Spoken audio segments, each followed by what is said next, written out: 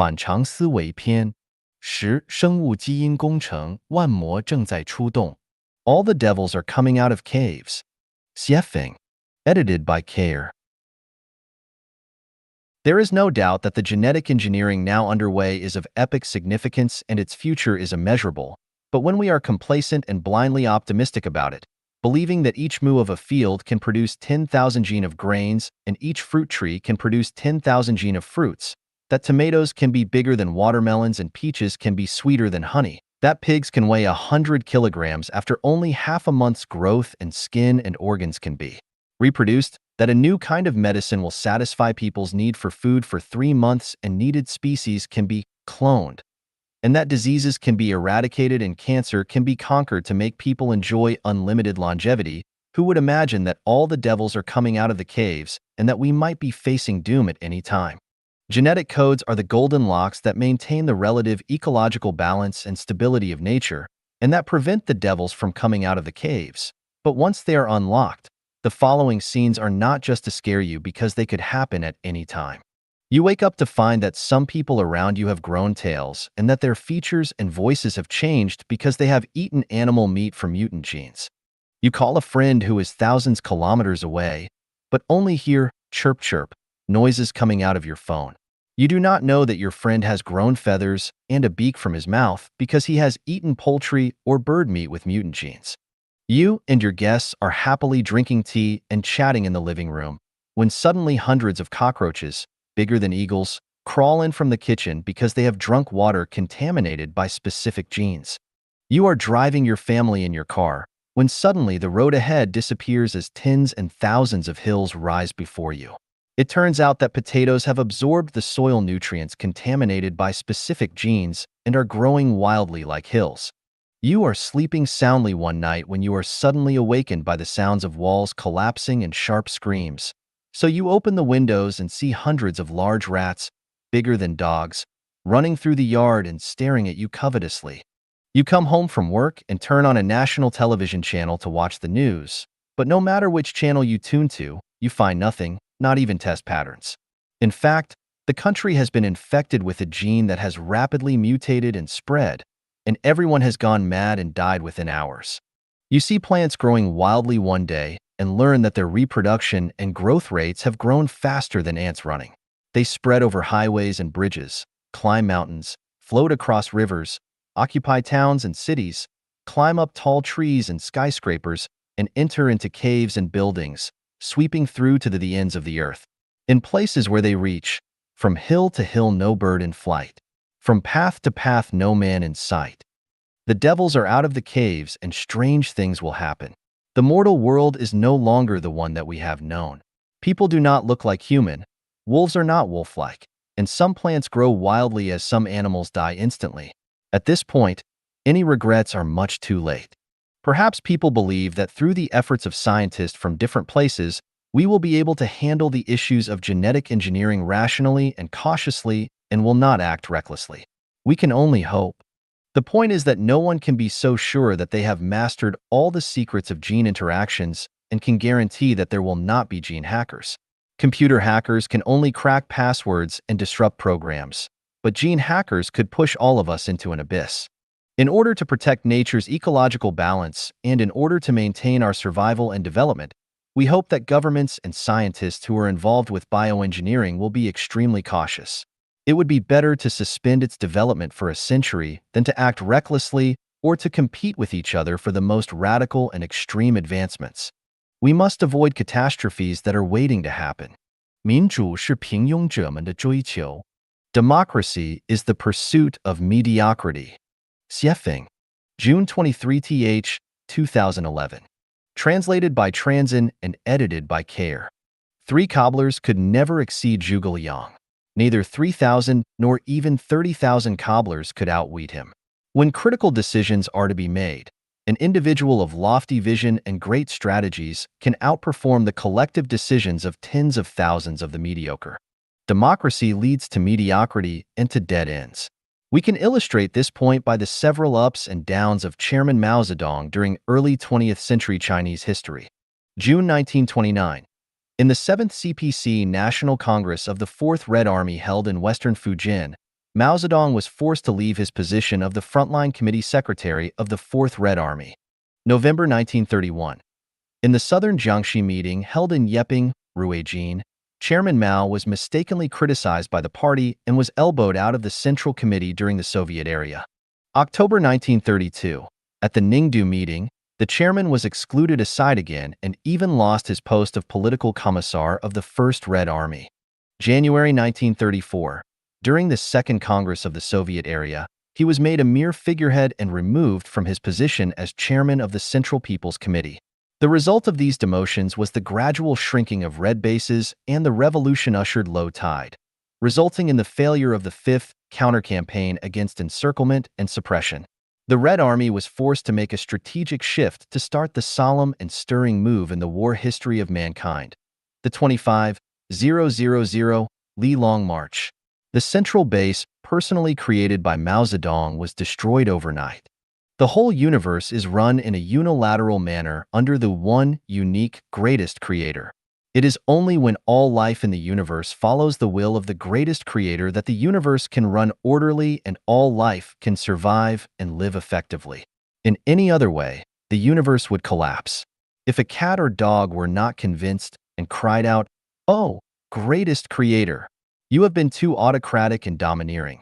The throne of the greatest creator should be shared in turns, and the greatest creator should be chosen by democratic elections from the whole universe. Then all would disappear. As it is with Life Genuine.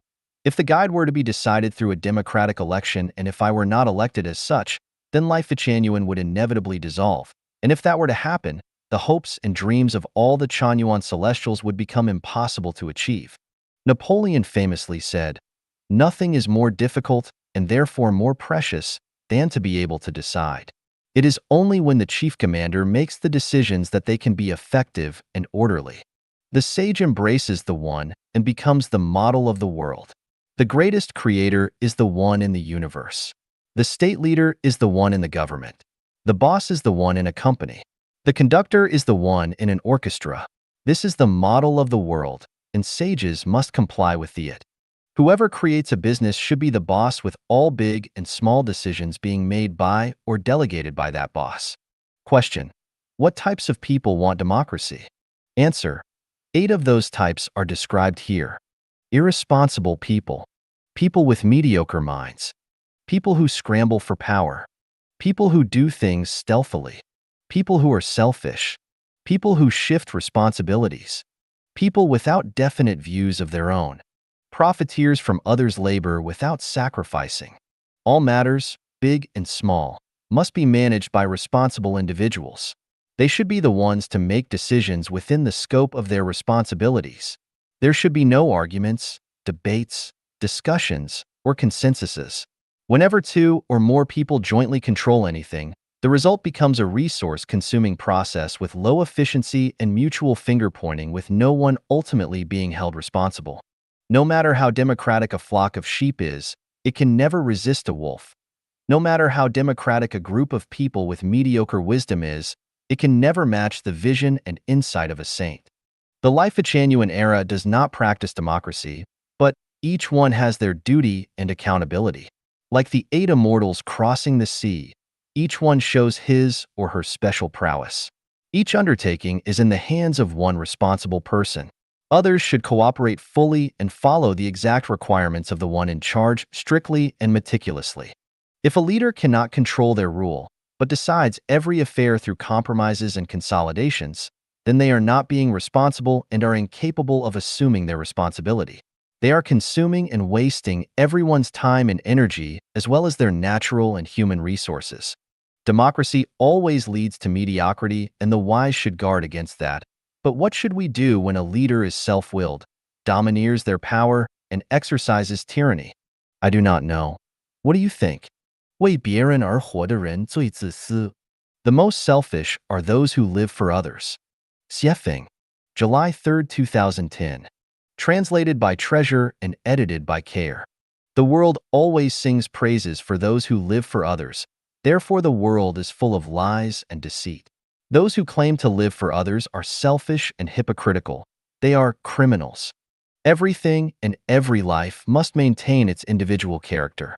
This was the intention of the greatest creator when all was created. It is wrong for the peach tree to live for the grapevine instead of producing peaches, as not only does it lose its value as a peach tree, but it also interferes rudely with the nature and freedom of the grapevine. To be a human, one should first cherish themselves and promote their own nature and personality. If not, they disobey the will of the greatest creator. Every molecule must maintain its structure. It must be selfish, or the universe will regress to its random state. Every life must struggle to maintain itself, or they would go extinct. Every person must ensure their own survival first, or the devil wins. It is a fact that very few people live completely for others, but for themselves by nature. Anyone who claims to live for others is lying and is concealing their true, selfish nature. Is there an emperor who lives for the people within his jurisdiction? No, none. Is there a parent who lives for their children? No, none. Did Christ Jesus and the Buddha Sakyamuni live for others? No, not at all. As the guide of Life-Genuine, I keep myself busy with the creation of the Life-Genuine era. Do I do it for others? Not at all. I do this for my own achievement. As long as the reason for living is spelled out for everyone, we find that people live for themselves. What kind of people claim to live for others? Those who are false, crafty, incompetent, and without a sense of independence. Those who are selfish and deceitful want to impose their will on others, and those who are good at lying intend to control and disrespect others.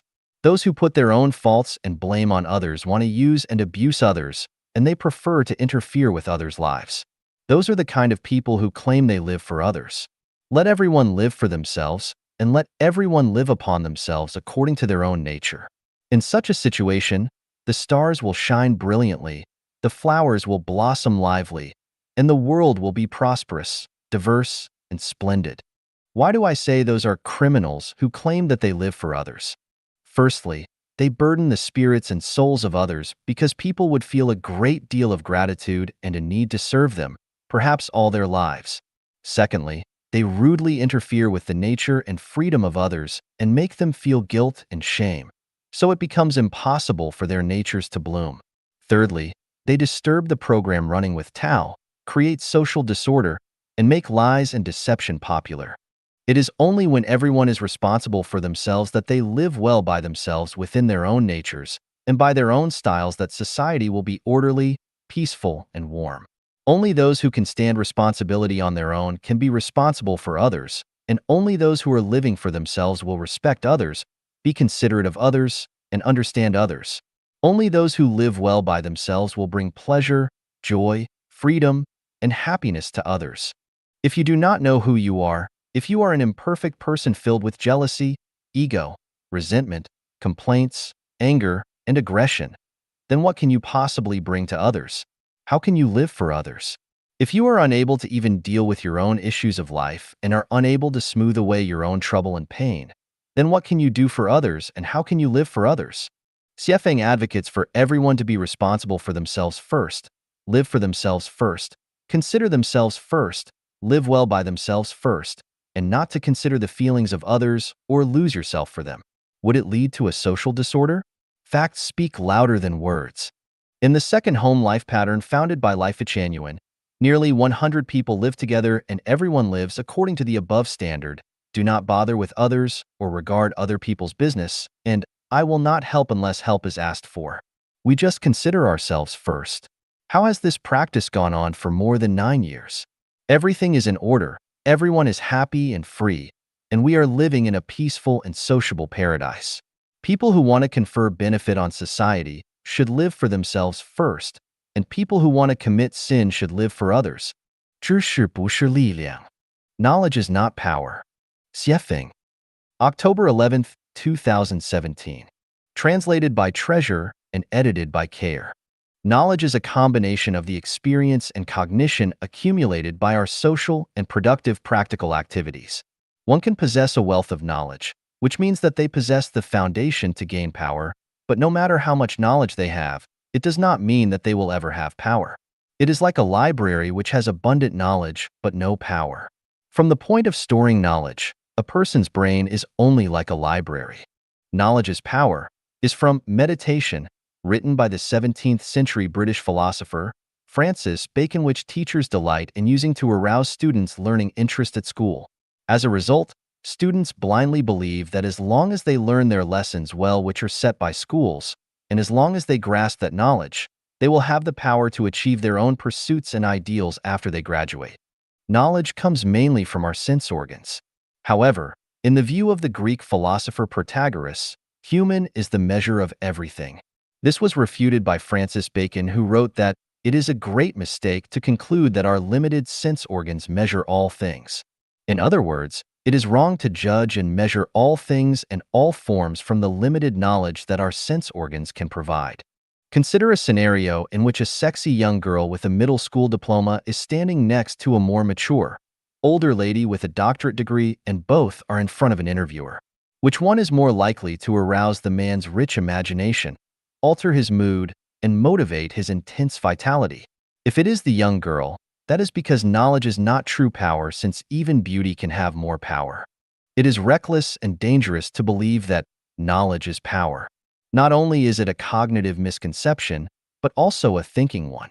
For example, to accept that when a son is grown, he takes a wife, and when a girl is mature, she finds a husband, as a life knowledge is bound to bring anguish and suffering throughout their whole lives. This knowledge has led people to make such common mistakes for thousands of years, but which accomplish no good. Some more are. There are 3 forms of unfilial conduct, but the worst is to have no descendants. Filial piety is the most important of all virtues. Lewdness is the worst of all sins. He who does not endure hardship cannot stand up to others. Another example is how education and guidance are passed from parents to their children. Can a parent's knowledge conduct and educate their children with both a full range of healthy spirits, minds, and bodies, as well as the ability to lead their own independent lives? Most fall very short. When great changes take place in objective knowledge, but we stubbornly insist on applying our traditional knowledge, we will certainly be rebuffed. Look at various religious dogmas and concepts.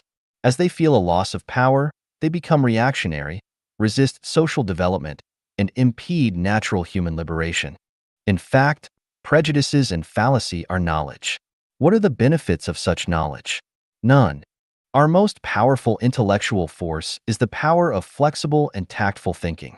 I believe firmly that Albert Einstein's power came not from his knowledge, but from his thinking.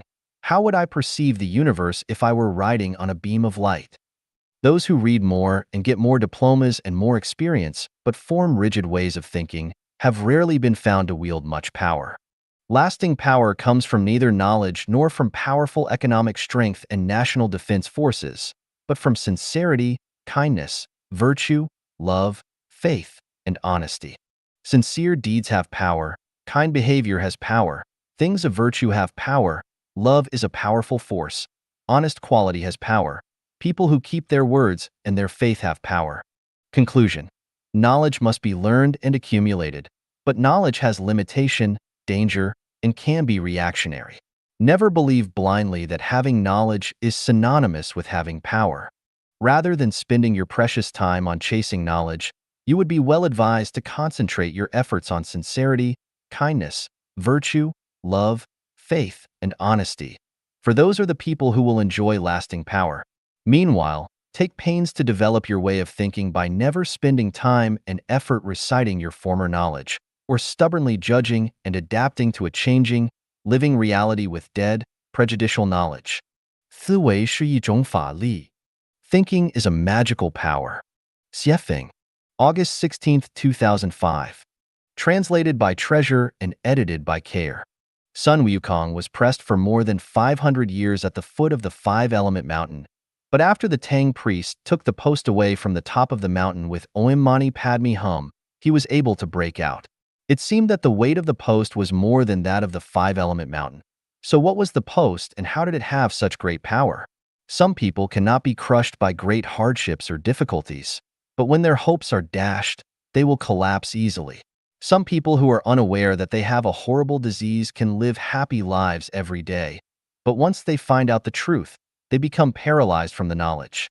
There was a young boy in my village of about 11 or 12 years, and every time he crossed a bridge on his way home from school, he would scream with a pale face, even in the daytime. We eventually discovered that the reason for this behavior was that he had overheard some adults in the village talking about ghosts without heads residing under all small bridges.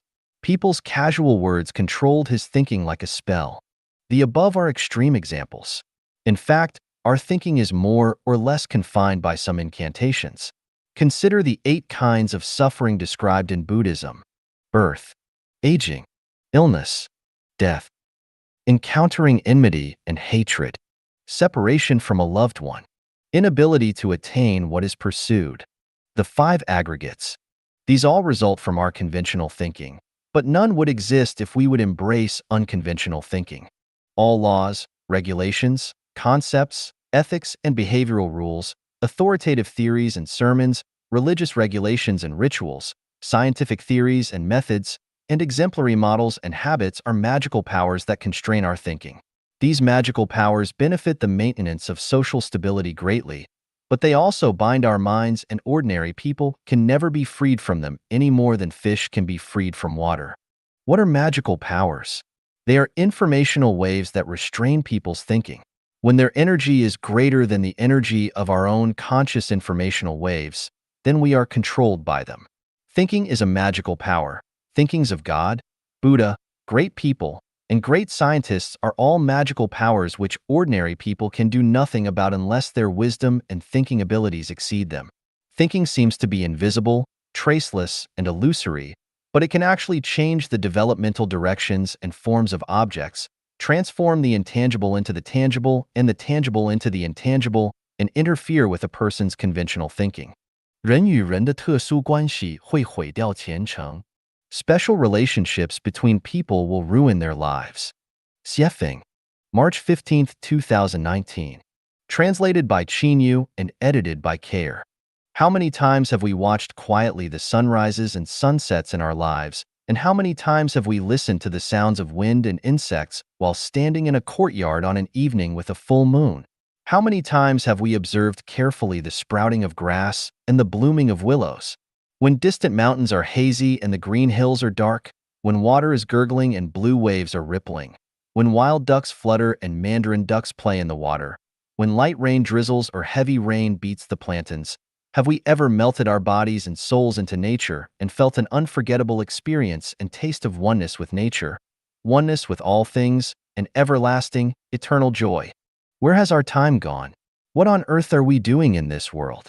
Were it not for the deep experience of the meaning of life, then what are we hurrying for all our lives? When flowers fall and beauty becomes old, death separates them forever. The palaces of Qin and Han are now but grazing land for cattle and sheep. Who cares for the cold and lonely west wind? Yellow leaves rustle down by my closed windows facing the sunset. I am lost in memories. Do you not see the mirrors bright in chambers high, grieving over your snow-white hair that once was silk black? How much worry can you have? Just like a river of spring water flowing eastward. Why are we busy all day? Who are we busy for? Are we not colonizing a snail's horn, competing for a flash in time? Is it not that, down in the plain and up on the mountain, all of nature's boundless glory is their prey? But when they have sipped from 100 flowers and made honey, for whom is this toil? For whom is this nectar? Is it not that my clothes hang loosely on my emaciated body, but regrets I have none? It is because of her? Is it not that the young know nothing of woe? To write verse, they feign a throw? Broken walls where foxes sleep, deserted platforms where rabbits walk, all were places of singing and dancing in those days. Yellow flowers covered with cold dew, withering grasses looming in mist, all belong to the battlefields of the old times. When we are old and weak, looking back on the past, will there be regrets? Who took away our teenage time? Who killed our youth? Who made our middle age toil around? Who made us full of sorrow after the age of 60? The answer is that it was those with whom we had special relationships. They were our parents, children, grandchildren, husbands, wives, friends, lovers, brothers, sisters, buddies, and the rest. Whoever made us worry about, think about day and night, hard asleep, hate but could not rid ourselves of, and so on. All the people who have had special relationships with us. It is they who have made our lives miserable and distressed, who made us restless and fighting day and night, who forced us to remain on our guard day and night and tremble in fear, who forced us to break the law, take risks, and made us unable to eat or sleep. Think carefully. If you would not worry about anyone, if no one in the world would make you worry about them, if you lived on an uninhabited island with plenty of food, and if no one cared whether you lived or died, would you still live this way? Have you ever heard of a punishment method called the implication of 9 generations of families? A young child or a servant woman to a family would be killed because the boy's father or the woman's master made a mistake. Why? Because this child had a special relationship with his father, or this servant had a special relationship with her master. That is the reason that they would be killed.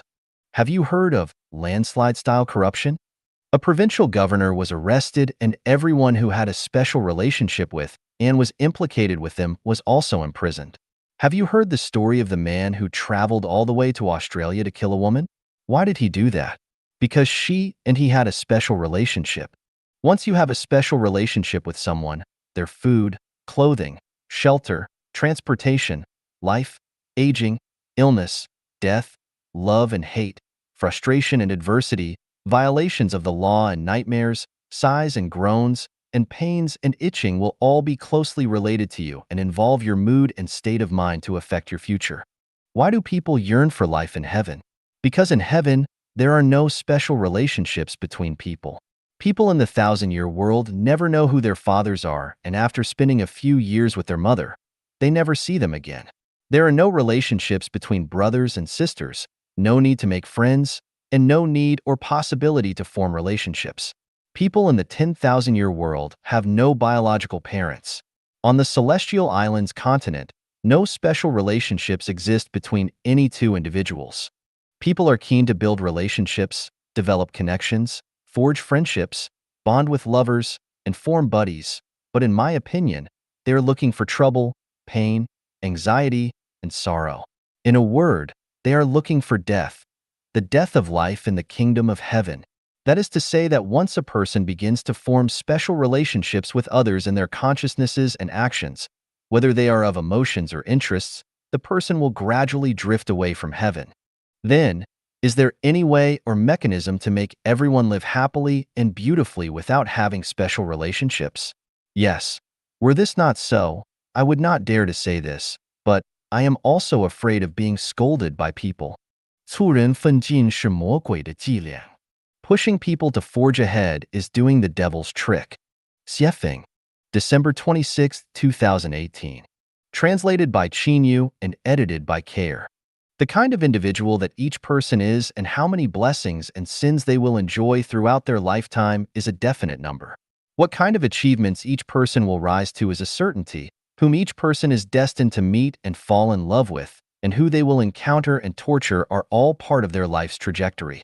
Whether you want to be a singer, a politician, a scientist, an artist, a high-ranking official, have lots of wealth, a thief, a beggar, or whatever else has already been written into the script. You cannot just be whoever you want to be. Similarly, who can become a celestial being or Buddha, who can become a monster or demon, who will fly to heaven, and who will fall to hell have long been decided. When a person gets sick, what kind of diseases they will have when they will be born, and when and how they will die have all been determined in the process of life. What kind of life a person can live, and whether they are rich or poor have also been determined, and no one can escape the arrangement of the cosmic script.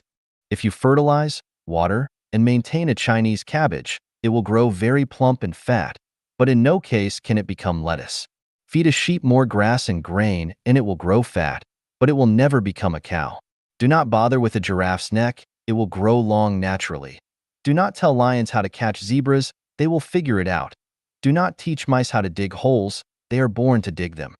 Prompting people to forge ahead, encouraging them to achieve things, teaching them how to become successful, grooming them to become officials and make fortunes, instigating them to glorify and illuminate their ancestors, to be outstanding, and so forth are all like teaching hens how to crow or asking bulls to produce milk. Not only is it useless, but it is also the same as compelling a woman to engage in prostitution. Its profound meaning is, go to your death, work hard to die. Look, the grave is not far away, run to it quickly. So, promoting people to forge ahead is a devil's trick. According to Apple Daily, more than 260 officials and corporate executives over the last 5 years have taken their lives by shooting themselves, cutting their wrists, drowning themselves, hanging from beams, jumping off buildings, and lying on rails. All these people were successful and outstanding, but what were their results? Had they been allowed to choose their path again, would they still work so hard to become so successful? Can we see how their past hard work was actually leading them to their deaths? Do you think that the higher an official's rank, the happier and freer they will be? Do you think that the more money they earn, the more freedom and happiness they will enjoy? Do you think that becoming the chairman of a board or a president is joyful? Do you think that the more powerful and capable people you associate with, you will have a better and more satisfactory life? Wrong. The more you possess, the more troubles and pains you will have. Barefoot people and those who wear high-class leather shoes, who are happier? Children with bare butts playing in the mud and those who practice hard, dress in fashionable clothes, and play pianos on stages, who are happier? I used to live in Binka, the most backward area of Zimbabwe, Africa, where most children do not wear shoes. Under the moonlight at night, in the middle of dozens of simple thatched huts, there were bonfires with young people beating drums. The children were jumping and laughing around those bonfires, and a few thin dogs were running around and barking. At that moment, I understood what happiness meant. I lived with a primitive tribe in the Pacific island nation of Vanuatu. During the day, many people would sit or lie down chatting in shabby houses with air leaks on all sides, or sit or lie down drinking tea in the shade of the outdoor courtyard. They live like this for more than half of each year, and who can say that they are not happy? It is said that a wealthy person once came to relax in a seaside resort. They saw a fisherman lying on the bow of his boat every day enjoying the sunlight after having caught only a few fish. The wealthy vacationer felt that this was a waste of good time, so they showed kindness and went to teach the fisherman how to succeed. They told the fisherman that he should hurry up every day to catch and sell more fish, and then if he got enough money, he could form a fishing team to catch even more fish, and then he could set up a fish processing factory. In this way, in a few years, the fisherman could become wealthy and successful. The fisherman asked, "What would I do if I become wealthy?" The rich one replied, "When you have money, you can come to the beach to enjoy your vacation like me." The fisherman asked again, "What do you think I am doing now? Why do you want to forge ahead? Why do you want to be diligent? Why do you have to work hard? Why do you want to be a winner? Is it not good enough to just live in compliance with nature? Life only lasts for 100 years, if that. Playing in the mud in childhood, chasing members of the opposite sex and playing around in your early youth, going to school when you were young, falling in love and working in your prime, drinking tea and chatting when you are old, and watching flowers bloom and fade in your old age. Is this not a good life? Mice dig holes, cats catch mice, seedlings strive to grow, and fruit trees bear fruit. But what about people? Without instigation and encouragement, they will naturally follow their lives' paths. If someone loves to learn, there is no need to urge them on because they will definitely learn. If they love to work, then they will definitely study technology and work hard. But if they deserve to be a boss, without instigation, they would definitely be uneasy working as an employee. If they would like to steal or rob, it would be useless for you to attempt to instill morality and ethics into them. If they want to be a saint, they will study the philosophy of saints and understand the truth of the universe. It is a waste of effort for you to attempt to bring a saint into the world. If they want to become a celestial being or Buddha, they will naturally look for the environment conducive to that end, and nothing can stop them. 20 years ago, I read Napoleon Hill's The Complete Book of Success. I became very ambitious and wanted to earn more money. As a result, I was deceived and defrauded out of more than 400,000 RMB yuan. From then on, I have hated success. For more than 20 years, I have been studying and finally found that promoting people to forge ahead is the devil's trick. Someone might ask, "You, Xiefeng, write articles day and night to create Life Chanuan and Chanyuan homes. Are you not working hard?" My answer is that I love it. No one urges me to do it. I would like to be like this, but if someone urges me to work hard, I will tell them to go to hell, you a better. Can a hen lay eggs if she has none in her belly? If she has eggs in her belly, can she not lay them? 花心之心最真心. An amorous heart is the truest heart. Xiefeng. March 11, 2019. Translated by Chinyu and edited by Care. People are amorous, so amorosity is the true color of the human heart. Forms give birth to souls and souls give birth to all phenomena. For either a beautiful woman facing 10,000 handsome men or a handsome man facing 10,000 beautiful women, 10,000 infatuations will blossom. The world praises the love of loyalty and concentration, but in fact, this is not in line with reality. It goes against people's hearts. The human world has created monogamy where one man and one woman are expected to love each other throughout their lifetimes. But this does not match the human heart. From the perspective of human nature, a man will never love only one woman throughout his life, and a woman will never want to eat from only one apple tree throughout her whole life. The reason why today's world is filled with worry, pain, anxiety, and sorrow is that people have not returned to their Tathagata nature. Amorosity is the Tathagata nature. The true color is the Tathagata nature. People hide behind masks, so how can they not worry and hurt each other? Not only do people wear their own masks, but they also maintain and praise them and threaten and induce others to wear them, kidnap the Tathagata nature with morals and ethics, and create religious doctrines to restrict people from showing their true colors. This is all really terrible. Where there are chronic sicknesses, there are no dutiful children at bedsides. This is reality, but why have people praised and maintained filial piety for thousands of years? Why have they not faced reality? Most children and grandchildren are unreliable. Very few are reliable. All men long for immortality, yet having sons will not achieve this. Although fond parents are legion, who ever saw a really filial son? If children and grandchildren are unreliable, then how can husbands and wives be reliable? All men long to be immortal yet dote on the wives they wed who swear to love them forevermore, but remarry as soon as they are gone. If they leave after you die, this can be considered their loyalty, and you must have burned some incense in your previous life. Most wives leave before their husbands die. Even if you have not gone, they long in their hearts for your death. If they do not long for your death, then they must still need something from you.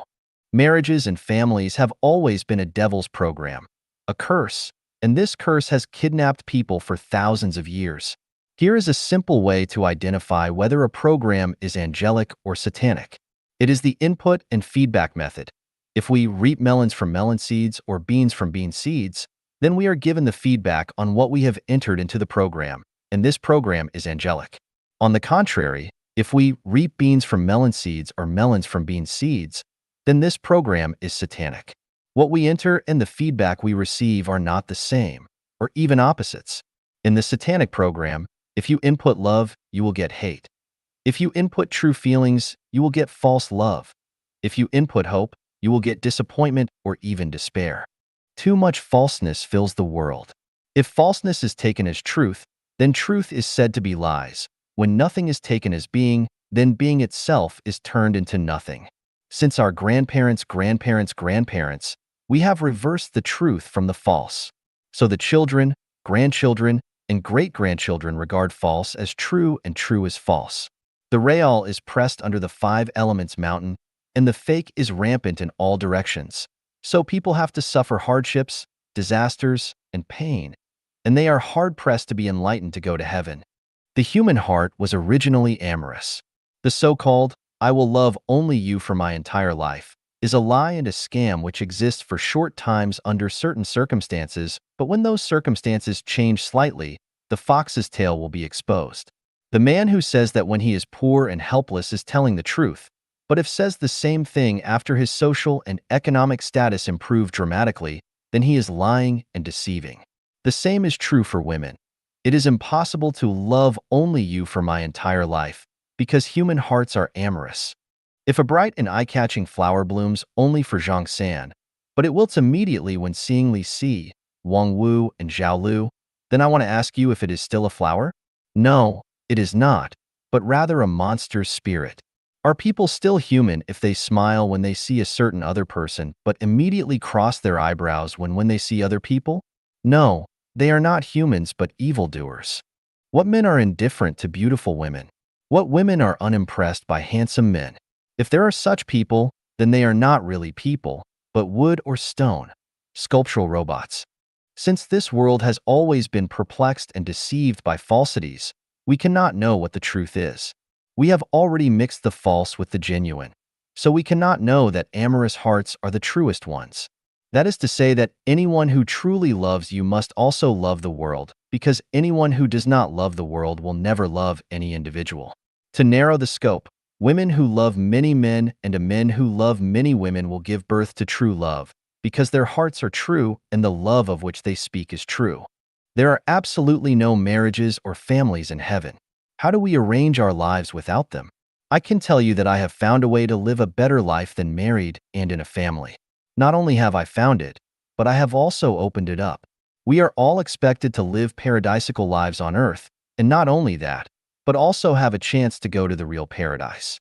I have designed a game of being a groom every day and a bride every night for everyone. The game will be launched soon. If you participate in it, then you will definitely find that amorous hearts are the truest hearts. 意识决定存在. Consciousness determines existence. Xiefeng. Translated by Qinyu, edited by Peter. Whether existence determines consciousness or consciousness determines existence is a type of watershed between materialism and idealism. Human beings have not yet had a correct understanding of this issue until now.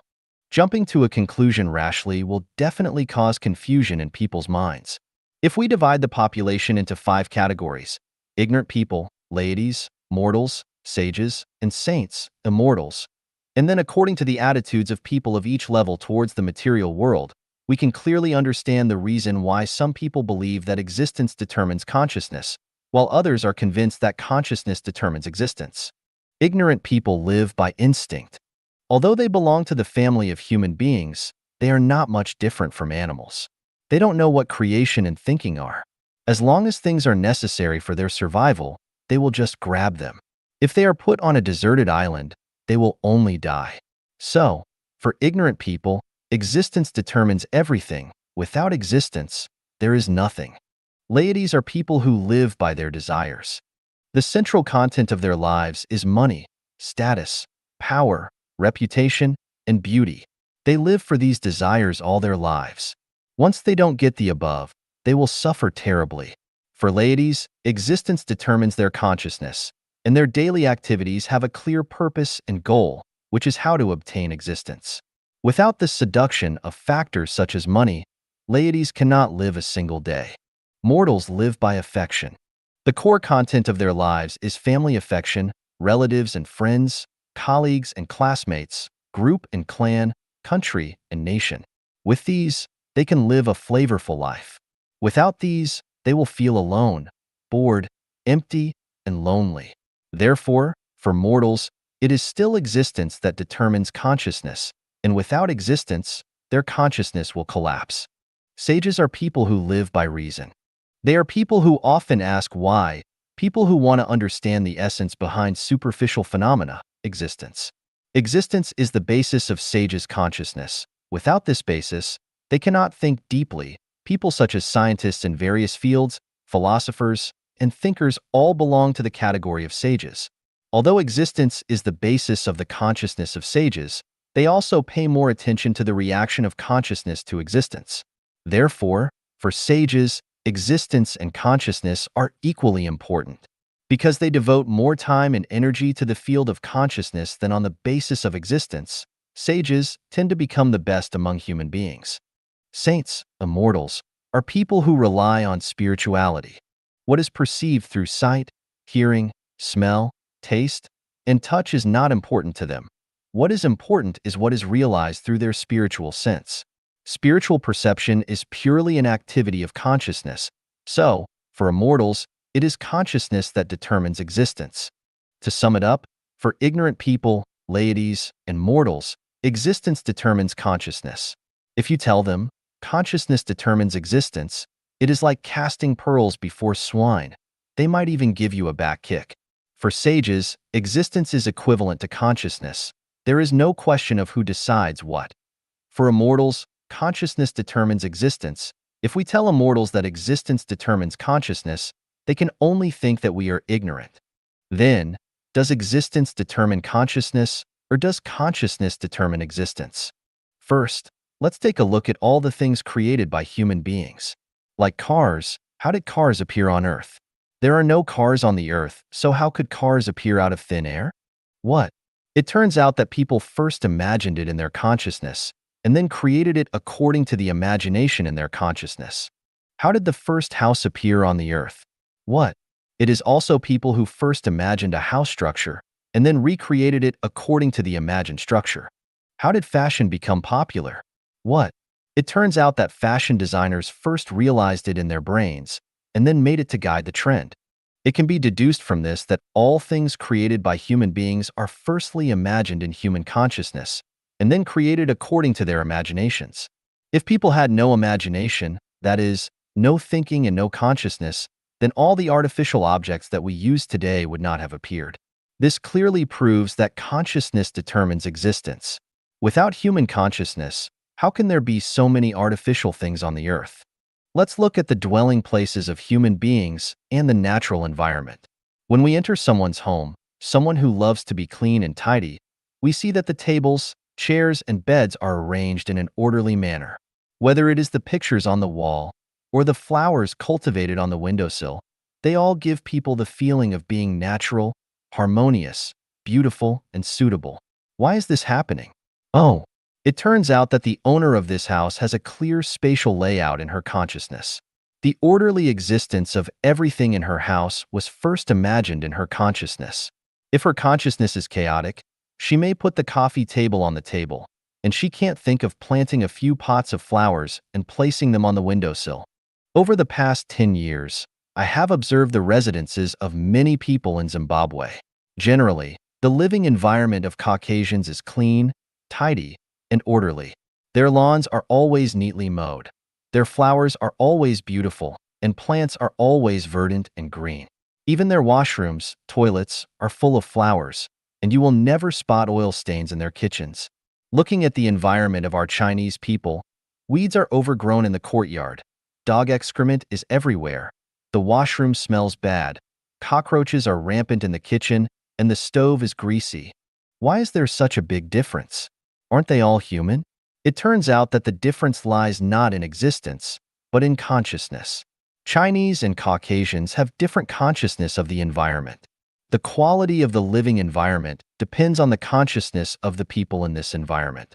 If there is a good consciousness, there will be a good environment. Without a good consciousness, of course it is impossible to have a good environment for existence. My child once used his vacation to drive to Washington and New York by himself. I asked him on the phone, "What is your biggest impression after seeing New York?" Unexpectedly, he replied, "New York's Chinatown is too dirty and messy. It does not match the civilization and prosperity of New York." Can it be that existence determines consciousness? If a Chinese has lived in China from beginning to end, it can be barely said that the existence of the dirty, disorderly, and bad surrounding environment leads to the dirty, disorderly, and bad living environment of his own. But after we came to a beautiful country, where the existence is beautiful, why does the environment change when we live there? Isn't it that our consciousness determines our existence? Suppose we Chinese exchange with Japanese and Germans. We all live in Japan and Germany and let Japanese and Germans live in China.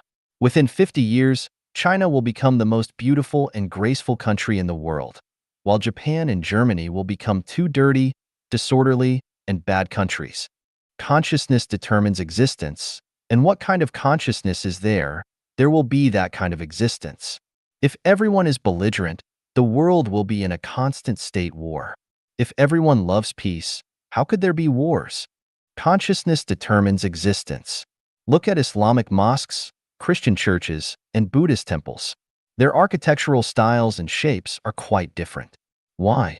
Because the consciousness of designers and builders is different from each other. Consciousness determines existence. When comparing the urban layouts of Harare, the capital of Zimbabwe, and Beijing, the capital of China, Harare's commercial, industrial, and residential areas are clearly separated, with a distance of at least 1 kilometer from each other, while Beijing's commercial, residential, and industrial areas are almost intertwined. The reason for the formation of this pattern of existence is that the British and the Chinese have different consciousness of people, And it is the different consciousness that determines the different urban layouts. Consciousness determines existence. When comparing the wearing and the style of dress of women during the Chinese Cultural Revolution and the wearing and style of dress of people at this present stage, from the perspective of time and space, they are definitely two different worlds. During the Cultural Revolution, women did not bother to perm, dye their hair, draw their eyebrows, and put on lipstick. Even their clothes were mostly yellow, gray, and blue. Skirts and high-heeled shoes were absolutely not allowed. About their breasts, they would find ways to press them tightly to their chest. If you budged a little, people would look at you differently, and you would be regarded as a hot, foxy spirit descending on the world, a symbol of restlessness and flirting. Look at today's women, one by one. They are more enchanting and beautiful, with all kinds of postures, styles, curvaceous beauty, sexual beauty, and temperamental beauty that is fully displayed, living out their individuality, freedom, and elegance, as if all the fairies in heaven have descended to the world. The reason why different eras have different ways of dressing is that people in different eras have different consciousness, and it is the consciousness of different eras that determines the existence of those different eras. Consciousness determines existence. Why is the population of the United States growing more slowly than that of China and India? Why do couples with higher IQs, who are richer, and with higher education levels have fewer children, while poorer, less educated couples have more children? Why can a man have several wives in some countries and regions, while most countries and regions can only be monogamous? Why could a couple in our previous generation have many children, but we can only have one child at this stage of China? Aren't all these differences determined by our human consciousness? Consciousness determines existence. Why are most of the Nobel Prize winners Americans? Why is there not a single Nobel Prize winner from mainland China? Are Americans so smart and Chinese so stupid? The main reason is that Americans and Chinese have different consciousness. If you want to eat hamburgers, you will definitely not make noodles. If you want to eat chicken, you definitely won't put pork into the pot.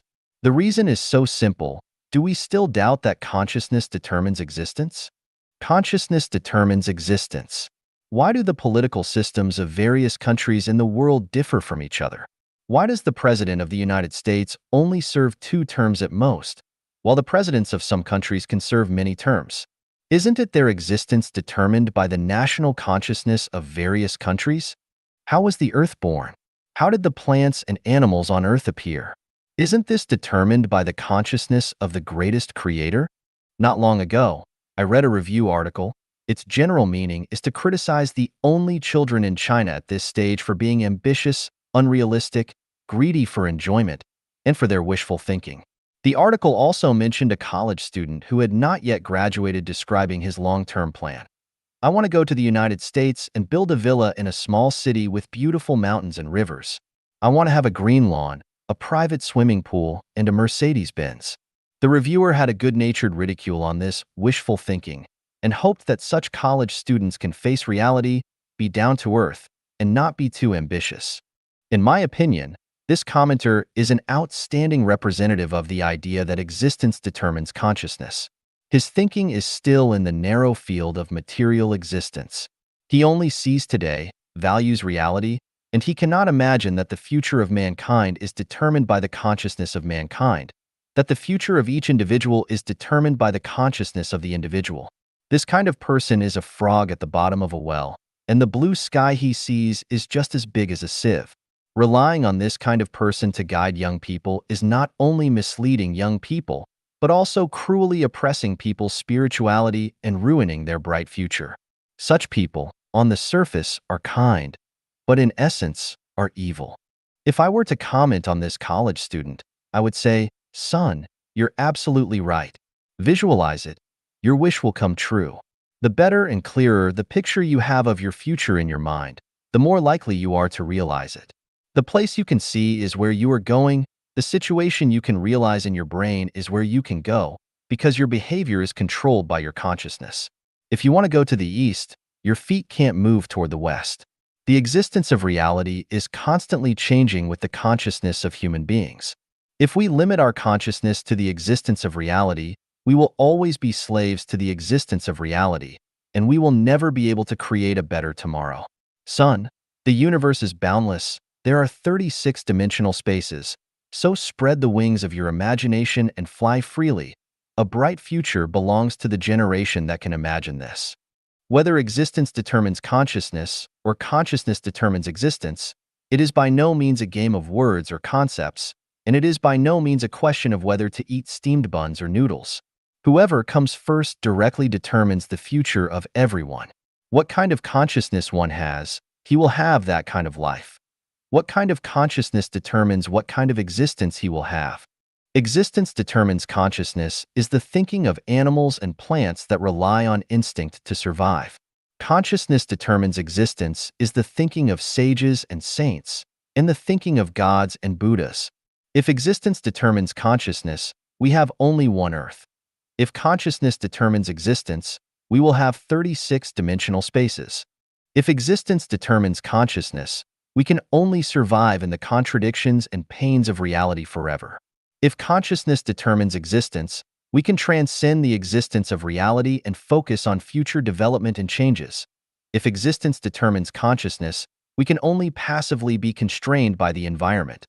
If consciousness determines existence, we can actively open up a sunshine avenue in the existence of reality. If existence determines consciousness, we cannot see the brilliance of the greatest creator, and we can only live to die. If consciousness determines existence, we can decipher the mysteries of the time and space of the universe, extend this limited life to the infinite wonderful time and space, and then we can die to be reborn. Existence determines consciousness is conventional thinking.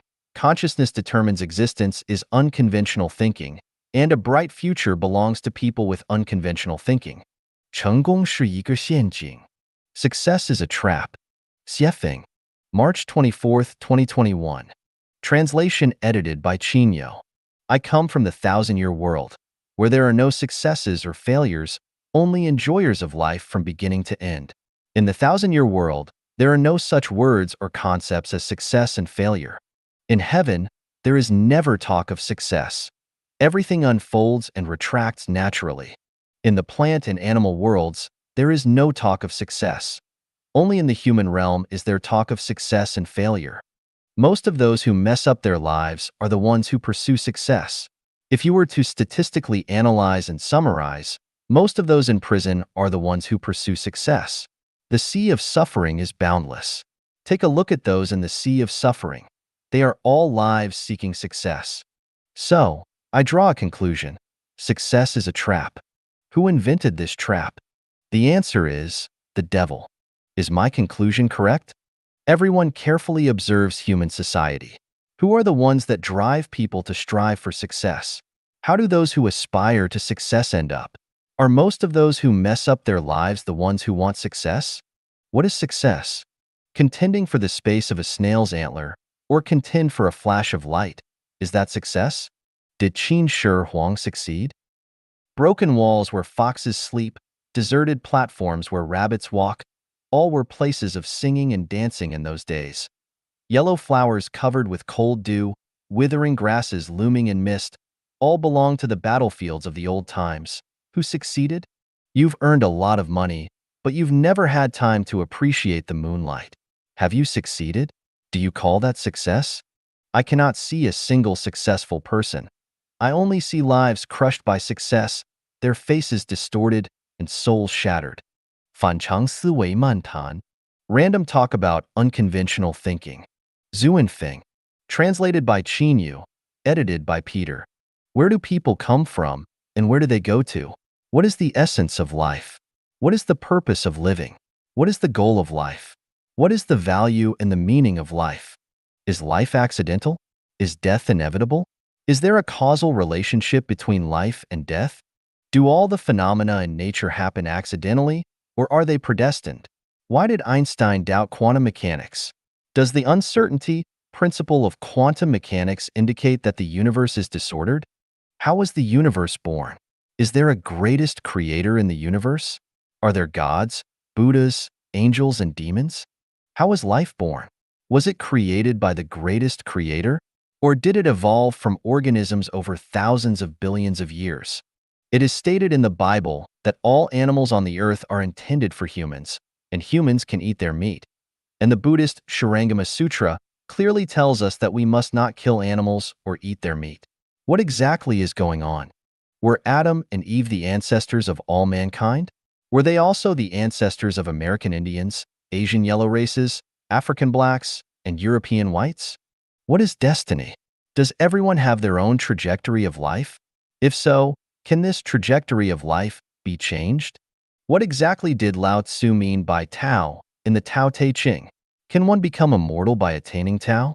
For thousands of years, sages of all ethnic groups have been exploring the mysteries of the universe and the true meaning of life, but the answer is still far from us. In the last 100 years, due to the development of industrialization, especially the rapid advancement of transportation and the information technology, people's vision has become limited in the field of science, and the light of science has enveloped people's consciousness and thinking, prompting people to gallop freely in the physical realm of common sense, but they cannot enter the higher-level physical realm. Although New Era thinking appeared in the 50s and 60s of last century, it was only a faint glimmer of rational thinking, which could not be understood and accepted by the public. Nowadays, people are too busy with their daily activities due to the accelerated pace of life and have no time to calm down and think. Although universities around the world produce millions of college students and graduate students every year, they are basically biological robots. Their thinking is running according to scientific procedures, and few people can break through this existing way of thinking. In comparison, people today have more knowledge and materials than in the past, and they use more advanced methods to create things that humans need. They eat, wear, use, and play more and better, and are richer than in the past. People are supposed to be more leisurely, freer, and more relaxed, but the reality is that instead of feeling more relaxed and freer, people feel more exhausted and stressed. We can't help asking, is there something wrong with the way that humans have been thinking for thousands of years? Or do humans need unconventional thinking? 从莫比乌斯带谈起。Talking about the Mobius strip. Xiefeng. Translated by Qinyu. Edited by Peter. A piece of paper has two sides. If an ant is placed on the front of the paper and is not allowed to turn over the edge of the paper or bite through the paper, how can it easily and unconsciously climb from the front of the paper to the back of the paper and reach any point on the paper? From the perspective of conventional thinking, this is absolutely impossible, but someone has solved this problem. He is the German mathematician August Ferdinand Mobius. Mr. Mobius' solution is, twist one end of the paper 180 degrees and stick it to the other. At this point, the ant can freely climb from the front to the back, and from the back to the front. This is the Mobius strip. The Mobius strip is the result of unconventional thinking. What seems impossible with conventional thinking is easy with unconventional thinking. So, what is unconventional thinking? Unconventional thinking is a paradox of conventional thinking, a reverse thinking that goes against the usual way of thinking. For example, the Empress Wu Zetian ordered flowers to bloom, which was described in Flowers in the Mirror. Conventionally speaking, only winter plums will blossom on cold days, and the rest of the flowers should be sparse on dead branches, and they should be withered, but Wu Zetian went beyond the norm and ordered, all flowers must blossom overnight. Don't wait for the morning wind to push you. As a result, except for peonies, all the flowers grew overnight. At dawn, the fragrant flowers were in glorious bloom, and the Chuanfang Garden and Shanglin Garden were verdant and pleasing, full of beautiful spring scenery. What is normal to one nation is contrary to common sense and unnatural to another nation. For example, the order in which British, Americans, and Chinese write addresses is a kind of unconventional thinking, such as British and American, 38 Cosbill Street, Columbia District, New York City, United States. China, United States, New York City, Columbia District, Cosbill Street, number 38. For another example, when people die, their loved ones will cry to express their sorrow and sadness, but some nations use laughter to express sorrow. At funerals, some ethnic groups consider it respectful to wear white clothes, while others consider it respectful to wear black clothes. The secular view holds that one is born to pursue enjoyment, while most religions, especially Buddhism, believe that one is born to suffer. Traditional science believes that space and time are absolute, Space is like a box. Matter is a particle in this box, and time passes evenly. Modern science believes that space-time depends on the distribution of matter itself, and space-time is curved. Common sense believes that chicken feathers can fly in the sky, but iron blocks cannot fly in the sky. But today's reality shows that iron blocks, weighing tens of tons, can also fly in the sky. It was previously thought that any number could be represented by the ratio of two integers, but later it was discovered that some numbers, such as irrational numbers, could not be represented by the ratio of two integers. After the establishment of the theory of real numbers, the discovery of ethereal imaginary numbers was confusing. What is considered impossible in conventional thinking is easily solved by unconventional thinking. Topology is a kind of unconventional thinking. It can change the position of space and make the inside and outside of a confined space communicate, making it impossible to distinguish inside from outside. Just like the Mobius strip, it is impossible to tell which is the front side, which is the reverse side. How can a person enter a sealed room, and how can one then get out of it? With conventional thinking, it is absolutely impossible. But if you think unconventionally, this matter is easy. It is just a different understanding of space. Can people be invisible? Conventional thinking has to say, this is the dreaming of an idiot. It is absolutely impossible. In fact, it is just a temporary distortion of space and time. Mankind has launched many spacecrafts to explore space. There are many purposes for this. Regardless of whether they admit it or not, one of the subconscious purposes is to find out whether there are stars outside the Earth for humans to live on. One side effect of this space exploration is the realization that the Earth's immediate neighbors are not suitable for human habitation, and the farther planets are a few light years or tens of light years away, which humans cannot reach within their limited lifespans. Humanity has only one Earth. This is the pessimistic conclusion obtained by the current exploration of space. Impossible. Impossible. Absolutely impossible. This is the conclusion obtained by conventional thinking. Einstein realized that the speed of light is the limit speed of the movement of matter, but he did not realize that the speed of non-material movement is the negative cosmic speed, and people can instantly reach a planet tens of light years away. Quantum mechanics believes that only one speed and position of a particle can be obtained, and accurate data of both cannot be measured at the same time. This uncertain principle has actually entered conventional thinking. The movement of a particle is disturbed by an infinite number of forces, so it cannot have a constant speed. In addition, the movement path of a particle is affected by other forces, so it cannot have a fixed line, which is why its speed and location cannot be measured at the same time. However, if we have a way to consider all the forces received by the particles and the magnitude and mode of action, then it is not difficult to measure the speed and position of the particles at the same time. Everything in the universe runs in an orderly manner, and particles are no exception. The current problem is that human intelligence has not yet reached the level of understanding all the forces in the universe. Quantum mechanics has entered the frontier zone, but this does not mean that the frontier zone is the marginal area of science, and we can also develop this in depth. Quantum mechanics can only end in the uncertainty principle. The development of science is endless, but the more knowledge humans carry, the slower they will move forward.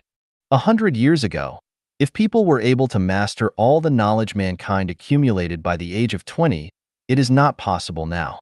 Who would dare to say that he has encompassed all the knowledge accumulated by mankind by the age of 30? I am afraid that some people might have become exhausted and powerless before they reached the forefront of science. By extending quantum mechanics to humans, we find that humans are just particles. The gains and losses, misfortunes and blessings, illnesses and lifespans of human beings in the world happen to be within the uncertainty principle. We cannot accurately measure the length of a person's lifespan and his merits, demerits, gains, and losses in one's lifetime. However, all thinking that thinks of impossibilities belongs to conventional thinking. When we know that the universe is orderly and that life has a trajectory, we can analyze the hundreds of millions of factors that affect a person from an inevitable perspective, and we will find several sets of laws that affect life. From these laws, we can accurately measure a person's prosperity, adversity, poverty, lifespan, and fate of his entire life. Newton discovered universal gravitation, which explained a mystery of the universe. While benefiting mankind, At the same time, it put a shackle on thinking of mankind. According to universal gravitation, it is impossible for a person to fly freely in the sky without the help of other tools. This has become conventional thinking again. But what people didn't expect is that gravitation is not universal. Gravitation is generated by motion. If the motion is large, the gravitation is large. If the motion is small, the gravitation is small. Where there is no motion, there is no gravitation, and where there is no gravitation, there is no weight. Cannot weightless people fly freely in the sky? Conventional thinking is going to laugh at me again. The Earth is in eternal motion, and people are eternally weighty. When the Earth stops moving, it is the end of life on the Earth. When can people fly freely in the sky? Conventional thinking is really troublesome. It doesn't consider the relationship among thinking, energy, and matter. Fax and email must be true, right? The technology of cloning can't be said to be fabricated, right? Is the fax or email we receive the same as the original? And is the cloned animal similar to the original one? All material things are just a matter of molecular arrangement, order, and structure. If the genetic structure of a pig is arranged in the order of a human genetic structure, then the pig will speak a human language. Could this be false? Then, can't people be faxed? Can't people be cloned? Substances cannot be faxed, but their structure and sequence can be faxed. We can pick up a phone and dial the number of a relative who is thousands of miles away. Although the person is thousands of miles away, the sound you hear is right close to your ears. Is there any doubt about this voice? With negative cosmic speed, a person's life structure and sequence can be faxed to a planet millions of light years away, and then endowed with energy, cloning, a new you will then be born. Since the sequence and structure are the same, your consciousness and memory still exist, consciousness and memory exist in the structure and sequence, and you will still be you, not someone else. Good. Since the Earth can't restrain us, and space distance can't obstruct us, then, can motion restrain us? Let's not talk about absolute motion, but relative motion. On the COMC, while sitting in a ship's cabin, if we don't look out of the window, can we feel motion? There will be no feeling of motion at all. We are living on the Earth that travels 25 million kilometers a day. Can we feel the Earth moving at high speed? No, we cannot. When two objects of the same mass fly in the same direction and at the same speed, there is, relatively speaking, no motion between them. So there is no gravitational force between them, relatively speaking. In this case, for the small object sandwiched between these two objects, neither motion nor gravitational force is felt. In other words, it loses weight and can now fly freely. Is there such a place in the universe? Yes, there is. Please see the chapter of 36-dimensional spaces.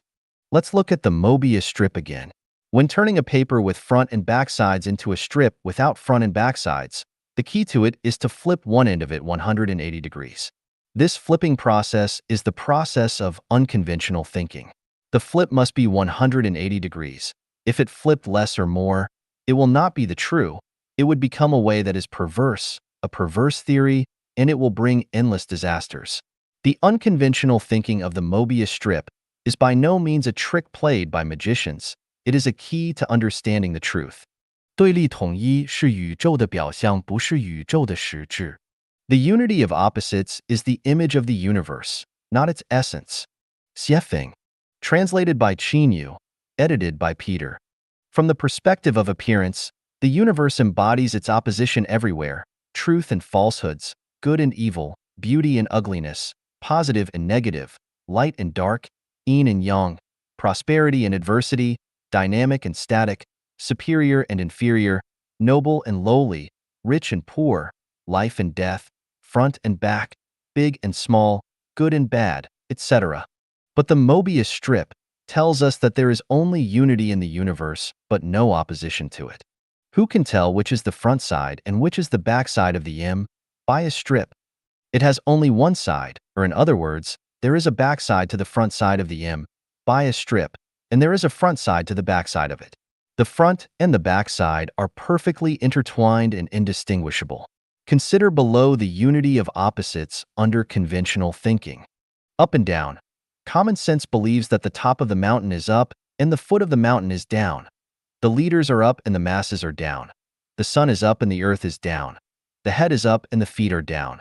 The river has upstream and downstream. Unconventional thinking believes that there is no up and down in the universe, and that up and down is just a matter of concept. For example, the sun and the earth, from the perspective of the solar system, has no distinction of up and down, just the changing of positions. Is there up and down on the earth? The South Pole and the North Pole. Which pole is up and which pole is down? Look at the globe. Assuming that the surface of the earth is full of people, can you tell who is on top and who is on the bottom? Of course, we cannot. If we keep shrinking the earth to nothing, then all people on the earth will stand foot to foot, with their heads in the opposite direction. Now, who can tell whether the head is on top or the feet are on top? Of course, no one can. In the same way, is the top of the mountain up or the foot of the mountain up? Regardless of the direction, as long as we walk along a straight line, we will eventually return to the starting point. So, does the river have upstream and downstream? The masses can have no leaders, but the leaders must have masses. Then, are the masses at the top or are the leaders at the top? To have or not? Is there anything in the universe? In spring, flowers of all kinds are in bloom in the garden, contending in beauty and fascination, and in winter, what is left in the garden? Where are the dinosaurs? Where are our ancestors? If the Earth is hit by a laser beam from outer space, it will vanish instantly, and everything on the Earth, including the Earth itself, will disappear. What else do you have? Since elementary school, we have been struggling and striving in pursuit of possessions, but what do we get after death? A good name forever? Prosperous descendants? Immortal accomplishments? If the Earth shakes, will these things still exist? From a transcendental point of view, the more you pursue possessions, the result will be that you will own nothing. The more you pursue no possessions, the result will be that you will own everything. Shakyamuni, Jesus, Laozi, etc. did not pursue possessions, but they own everything. Thieves, liars, and corrupt officials are trying their best to pursue possessions, but they have nothing. If a peasant doesn't stop appropriately and think about his situation, he will always be a peasant. If a worker does not stop and look around, he will always be a worker. If a person does not calm down and perceive, he will always be a human. There is everything in emptiness, and there is emptiness in everything. I once asked a friend to give up everything and practice Taoism with me, but he couldn't let go of everything he had. He also wanted to glorify his ancestors and leave a good name for posterity. Watching him fall into human society and plunge into the real void, I could do nothing. With obstructed thinking, one is powerless. The sea of bitterness is boundless, so repent and be saved. Here, repenting is unconventional thinking. Success and failure. There are no successes or failures in life. There are only different life trajectories. Success and failure are just the concepts of the laity. In the eyes of the laity, success is rank promoted, fortune made, and ancestors glorified, while failure is losing one's official position, losing money, being laid off, and being divorced. But from the perspective of the ultimate goal of life, only the 8 immortals and the 8 immortals crossing the sea, each showing their magical powers, are the winners. Looking back at thousands of years of recorded human history, who was the winner? The Egyptian pharaoh? Alexander? Caesar? Constantine? Charlemagne? Napoleon? King Arthur? Gregorian? Henry? Genghis Khan? Peter the Great? Washington? Lincoln? Hitler? Stalin? Gandhi? Mao Zedong? Bush? The heads of each state? Aristotle? Bacon? Dante? Columbus? Confucius? Martin Luther? Rousseau? Montesquieu? Voltaire? Marx? Darwin? Shakespeare? Newton? Einstein? Planck? Watson? Rockefeller? Bill Gates? If these people are successful, then are the others losers? If the dispossessed, homeless beggars along the street are defined as losers, then are the rest winners? Who is the winner? Who is the loser? Is there really a successful life? If there is no successful life, are all people failures? We annihilated 40,000 enemy troops. We succeeded. Did you succeed because you killed 40,000 lives? I frustrated all the competitors. I succeeded. Does it count as success by frustrating others? Dude, congratulations. We successfully robbed the Reserve Bank. It's so comfortable. I succeeded in swindling him out of all his money. You are so smart that you successfully transferred the company's property to your private account abroad. We successfully blew up the World Trade Center. We successfully released the atomic bomb on Hiroshima. I successfully spread the SARS virus. I successfully cloned people so that people don't know whose father he is or whose son he is. We successfully discharged wastewater into the river, and so on. Are these all successes? The well-known Napoleon Hill wrote a book, The Law of Success. His book has been sold in more than 30 countries and more than 20 million copies in more than 20 languages. He himself is called the creator of millionaires. Great. It's really great. But someone once said, walk along an impeccable line of reasoning. Everything is normal. But at the end you suddenly find yourself caught in a dilemma. I wonder if Mr. Hill has come to the end and found himself in a dilemma. The law of success teaches people how to succeed. So does it mean that people who have not read The Law of Success are losers? At what level is one considered successful? How much wealth does one need to have to be counted as successful? How many bank robberies does it take to be considered a success? How many times can piracy be considered a success? How many rivers should one pollute to be considered a success? How much money should one embezzle to be considered as a success? How many children should one have to be considered as successful?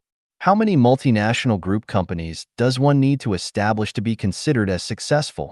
If one side of a piece of paper is success and the other side is failure, then if this piece of paper is turned into a Mobius strip, how do we distinguish between success and failure?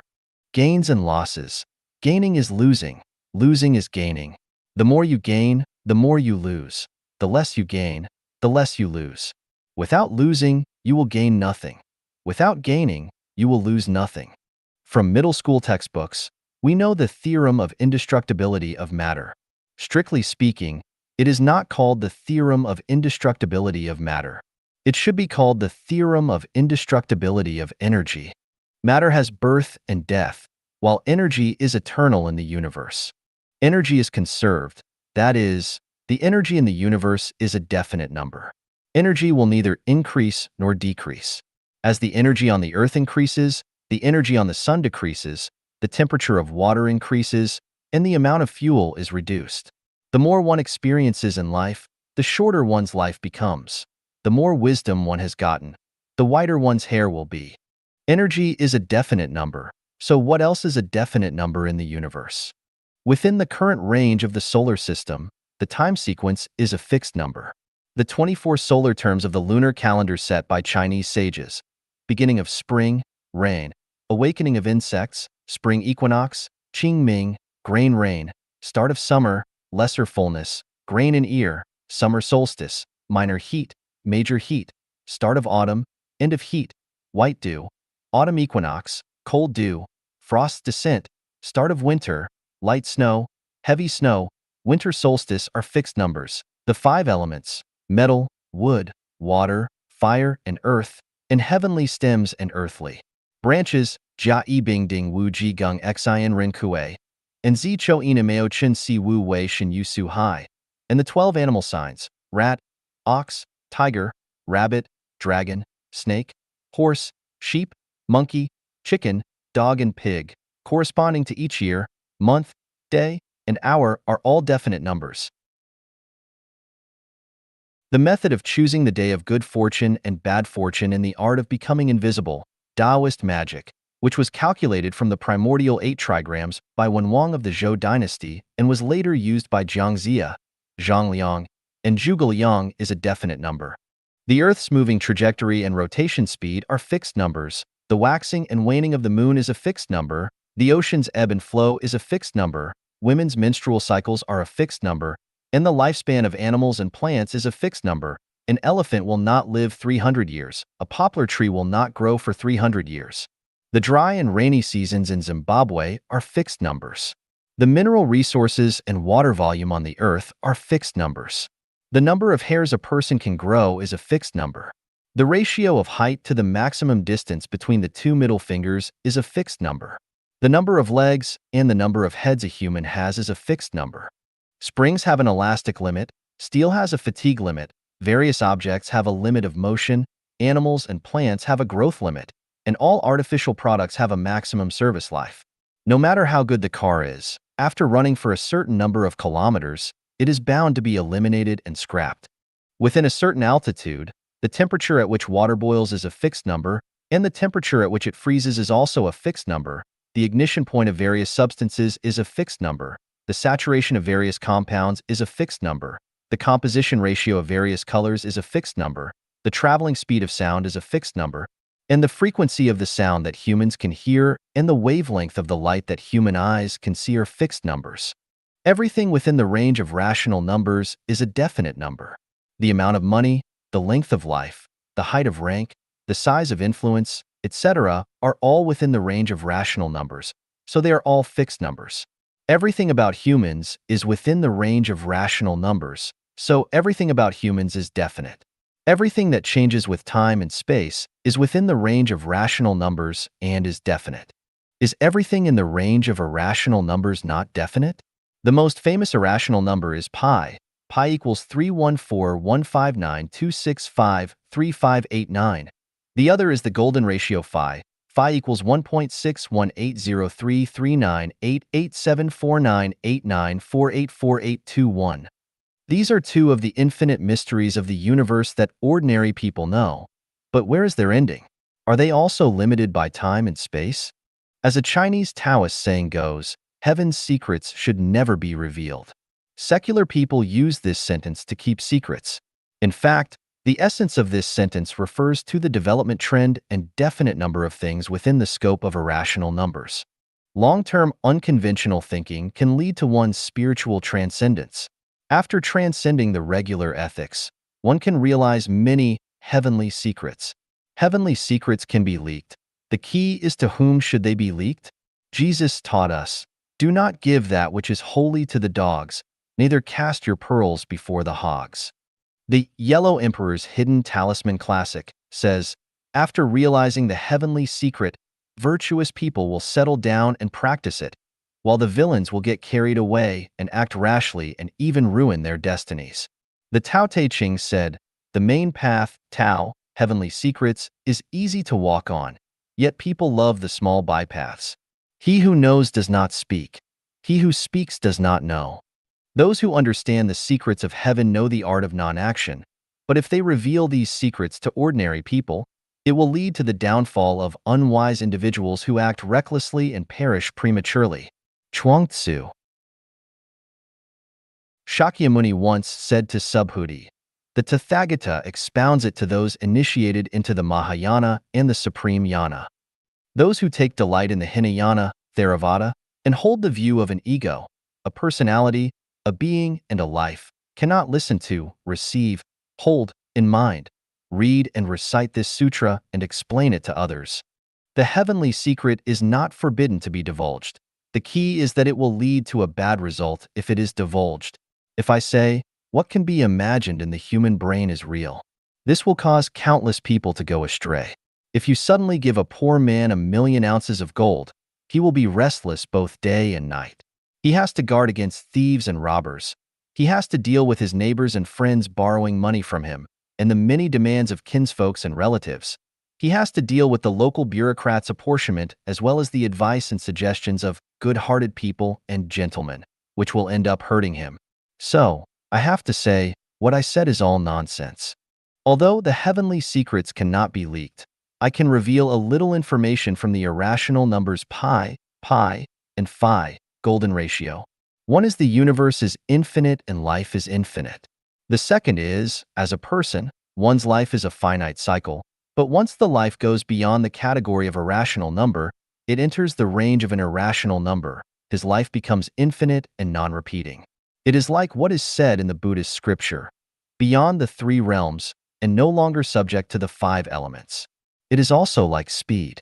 If the speed of an object is less than 7,900 meters per second, it can only live on the Earth, but if it is greater than or equal to 7,900 meters per second, but less than 11,180 meters per second, it can fly around the Earth, but once its speed exceeds 11,180 meters per second, it can get rid of the gravitational restraint of the Earth, and it enters the huge solar system.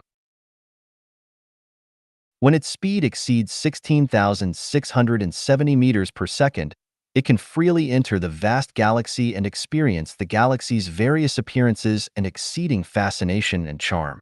The third is, time only exists in the world of rational numbers. There is no time in the world of irrational numbers. The wisdom of ordinary people has developed from natural numbers to irrational numbers, which can be said has reached its limit. If it develops further, it will enter the field of complex numbers, which is the field of thinking of gods and Buddhas. For example, the imaginary number 1 is not of the wisdom that ordinary people can understand, because imaginary numbers have illusory properties. You cannot find a practical example in the material world. Although imaginary numbers are used in electrical engineering and quantum mechanics, they are just a drop in the bucket of imaginary numbers, which is still polar away from the correct and comprehensive understanding of imaginary numbers. Let's put aside irrational numbers and complex numbers. Within the range of rational numbers, everything has a definite number. As far as people are concerned, the number of things everyone owns has been limited in their own life structure, just like the amount of water on the earth. If there is more water in the ocean, there will be less water in lakes and rivers, or less water in glaciers, or less groundwater. It is impossible to increase everywhere because the amount of water on the earth is a fixed number, a constant. The things one can own in life are definite numbers, such as health, longevity, beauty, wealth, reputation, freedom, happiness, wisdom, safety, children, etc. If the number of a person's possessions is set as 1, then each factor, assumed to be 10, accounts for 0.1. These factors are all on a very sensitive polyhedral seesaw. When beauty is greater than 0.1, the amount of health will be less than 0.1, or the share of reputation will decrease. When the amount of wealth is greater than 0.1, the quantity of freedom or happiness will decrease. And when the knowledge increases, the lifespan may become shorter and shorter. In a word, if one factor increases, the other or several other factors will decrease, and the total amount remains unchanged at 1. The definite number of people cannot be limited to a few years, decades, or hundreds of years. Otherwise, your understanding will go astray. Some people may use examples from real society to deny this theorem and ask, how do you explain a person who became a high-ranking official and made a fortune, has many wives and concubines, lives a long and healthy life, has a good reputation, and has many children and grandchildren? This involves the transformation of time and space and life structure. God Jesus said in the Sermon on the Mount, "But woe unto you that are rich, for ye have received your consolation." Luke 6 verse 24. Buddha Shakyamuni said, furthermore, Subhuti, if a virtuous man or woman receives, holds in mind, reads and recites this sutra and is despised by others, this person who is bound to suffer from evil destinies in retribution for his past sins, and whose karmic sins are now eradicated by the other's contempt, will attain supreme enlightenment. Anuttarasami Aksambodhi. Diamond Sutra, Chapter 16. Karmic obstructions can be purified. Immortal Laozi said, when one is about to take an inspiration, he is sure to make a previous expiration. When he is going to weaken another, he will first strengthen him. When he is going to overthrow another, he will first have raised him up. When he is going to despoil another, he will first have made gifts to him. Tao Te Ching, Chapter 36. To sum up the teachings of gods, Buddhas, and immortals, it means that if you get more in this life, there will be less in your next life. If you suffer in this life, you will enjoy happiness and blessedness in the next life. If you are overspending from your bank account, you will have no money to use at critical times. If Tao wants to restrain you, it must first expand you. To weaken you, it must first strengthen you. To discard you, it must first make you prosper. To take away your blessings, it will first give you temporary enjoyment. In short, no matter where you go, what you own will always be one. In my opinion, those who are rich and powerful are very poor, and their prospects are very worrying, while those who are suffering, although their lives are extremely difficult, their prospects are very splendid. This is the paradox, which is hard to understand because of the lack of examples in reality. If I say, people enjoy blessings today because they accumulated virtues in their previous lives, and they are enjoying the blessings they gained by self-improvement in their previous lives. It is hard for people to believe it because few people know their own past life and future life, let alone other people's past lives and future lives. Without unconventional thinking, we cannot make the connection between the past life, the present life, and the next life, just like we can't organically combine the front side with the back side. The most valuable and meaningful life is one where you give more and enjoy less. People may be unfair to you, but heaven, the greatest creator, never will. Above, I only gave examples of oppositions of up and down, having and not having, success and failure, gain and loss, from which we can see that opposition is the appearance of the universe, while unity is the essence of the universe. 生死是表象，生命无生死。 Life and death are only images. There is neither life nor death in life. Xiefeng. Translated by Qin Yu, edited by Peter. The Mobius strip tells us that life and death are not opposites. Life is death, and death is life. There is death in life, and life in death. The Yellow Emperor's Book of the Hidden Talisman said, life is the root of death, and death is the root of life. Babies cry when they are born. Why do they cry? Because life is bitter. How do you know that life is bitter? This is like a chick in an egg that has been hatched for 21 days, pecking at the shell. Although it does not know how thick the eggshell is, whether it can be pecked through, or whether there is a vast world outside the eggshell, it must peck. That is its instinct. What is instinct?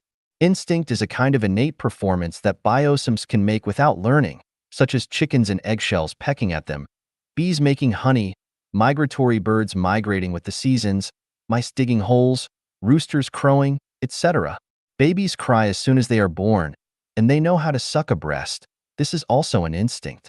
Everything has an instinct. If they do not have an instinct, everything will perish. So where did the instinct come from? This involves the origin of life. Please see the chapter of life. All things on earth are created by higher life, and instincts are embedded in the structure and order of life. The purpose of this chapter is to talk about life and death. Why do we say, life is death and death is life? To understand the true meaning of life and death, we must proceed from the following 3 points. First, do people have past lives? First of all, let me reprint the full text of an article compiled by Wang Jiankong and Li Liming and published in Reader magazine. Unbelievable, Reborn Girl. In 1926, a lovely little girl was born in Delhi, India. Her name was Shani Devi. When she was just born, there was nothing abnormal about her at all. But when she was 7 years old, little Shani suddenly said to her mother inexplicably, "Mom, I used to live in the city of Mathura."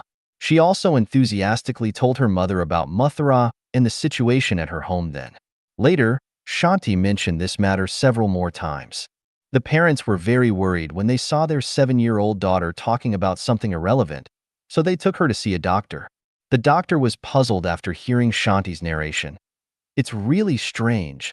This child has no symptoms of mental abnormalities at all. How could she say these unbelievable things? Let's observe her for a while. However, at the age of 9, Shanti still did not forget about her living in Mathura. "Mom, did I mention that I lived in Mathura before? I got married there and gave birth to 3 children. My name was Luchi when I lived in Mathura." Shanti also told her mother the names and characteristics of the 3 children. The parents became more and more anxious after listening to their daughter's intoxicated chatter, thinking that the child's condition was probably getting worse. And they often wiped away their tears in secret. One day, a visitor came to see Shanti's mother. As soon as Shanti saw that person, she suddenly called out, "Mom, this person is my former husband's cousin. He also lives in Mathura." The guest was surprised when he heard Shanti's words and said, "Your daughter is right. I used to live in Mathura." But how did she know about it? After the incident spread, it attracted the attention of the Indian government, and a special investigation committee was formed. The committee brought Shani to Mathura for on-the-spot investigation. Shanti has never left Delhi since her birth. But as soon as she arrived in Mathura, she was able to warmly greet the local people who came to meet her in the Mathura dialect, as if she had met a long-lost friend.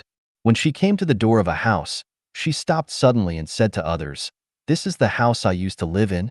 She walked in the door, pointed to an old man, and said, "He is just the father of my former husband." Then, she recognized her 2 children, and she also told people about her previous life in Mathura in detail, her association with her friends, the nearby landscape, and the school she was in at that time. The local people were very surprised when they heard her narration. What she said was completely correct, which was exactly the situation at that time. So little Shanti is the one who was reborn. The people who came to investigate this issue had to come to this conclusion.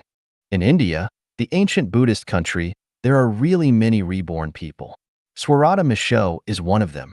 One day, when he was traveling by bicycle, he pointed to a house he had never been to and said that he had lived here for a period and talked as if he just thought of it. He also talked about the past. This surprised the accompanying family members. They ran into the village to inquire, and what Svalrata said was exactly what happened here decades ago. It is said that Svalrata has been resurrected 3 times. There was also a young man in India named Gaspiel. He just died shortly. On the day a person named Yaki died in a village 35 kilometers away, Gaspier suddenly woke up in the coffin placed in his home. When people pulled him out of the coffin, to their surprise, Gaspiel knew the appearance of Yaki, who was far away in a foreign land, and all the things that happened in that village. There are many examples of past lives recorded in ancient and modern Chinese and foreign books. We can't completely believe what they say, but in the face of the facts, we can't deny everything. We can deny that the statement of Tang Monk in Journey to the West is the reincarnation of Jean Chanzi, but we cannot but believe in the theory of the reincarnated soul boy of the Tibetan Panchen Lama in Tibet. For example, Wendu Gongbao Kaidan, the reincarnated soul boy of the 9th Panchen Lama Sangdang Kyuji Nyama, was able to accurately select the utensils used by the previous Panchen Lama from other identical objects, and even more surprisingly, he was able to call out the name of Gajan Pong, who had sung for the Panchen Lama, from the crowd. Before that, the two had never met. Gongbao Kaidan was not discovered by accident.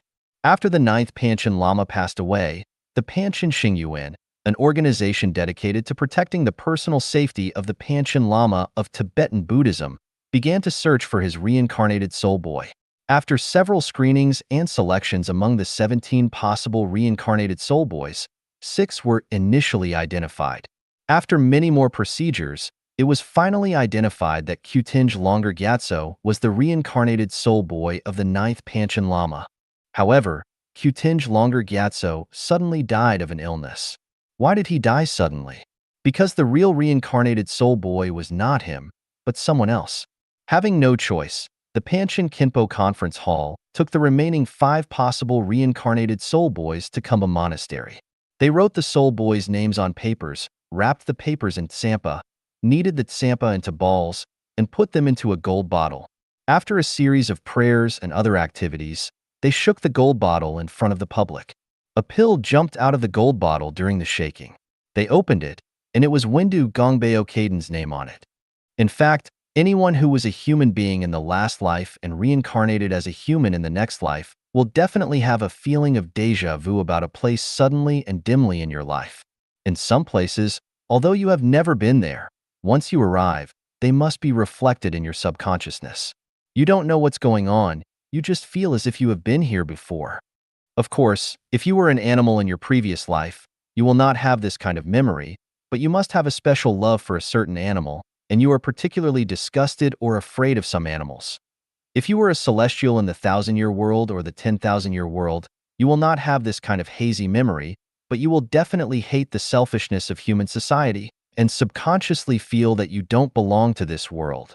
If you come from the Elysium world, you don't like meat by nature. Many wonderful hallucinations often appear in your mind, and you have an instinctive closeness to Buddhism. Second, do people really have an afterlife? It's hard for us to believe the hearsay of others, but we have to believe the theories and examples based on scientific research and clinical practice. There is an organization in this world called the International Association for Near-Death Studies, whose website is www.nderf.org. The results of this research organization show that people have an afterlife. Please feel free to contact them to discuss where people go after death. As living people, it is impossible for them to clearly know the scene after death, but for those who died but came back to life due to various reasons, it is true that some of them have experienced the scene after death. I myself started to explore the essence of life because of a fact that came into being 20 years ago. That is, no matter whether people in the world believe it or not, I am sure that life has an afterlife, and because of my continuous research and exploration, I discovered my past life and future life and made clear the purpose and significance of my birth. I passed through a happy darkness and saw the bright sunshine. I felt extremely happy. I was pushed into a black hole, and my mind still maintained infinite peace. Suddenly, a ray of light appeared in front of me. It was like a star in the sky at first, and then it turned into a sun at dawn in an instant. The radiant sun does not dazzle me. On the contrary, looking at this red sun, I feel unparalleled happiness. This is a beautiful place. I am very happy to come to this place. I feel delightful. I seem to have a nightmare. Countless ghosts came to claim my life, and a black tornado also hit me. I was frightened to death, and suddenly I was pulled back by a force. I watched the doctors tossing my dead body. Relatives and friends were mourning and crying, but I drifted farther and farther away from them. I was not sad. I felt extremely peaceful and felt that there was a beautiful place in the distance, and that is where I should be. The above are the memories and narrations of people who died and came back to life. Although they did not describe what kind of place they arrived at, it is certain that they still have a clear consciousness after death, and they also feel the beauty or dreadfulness of the place they are going to. It is certain that people will have an afterlife. There are only two kinds of eternal things in the universe. One is energy and the other is life. Without life, the existence of the universe is meaningless. Without energy, life will have nothing to attach itself to. Life is eternal.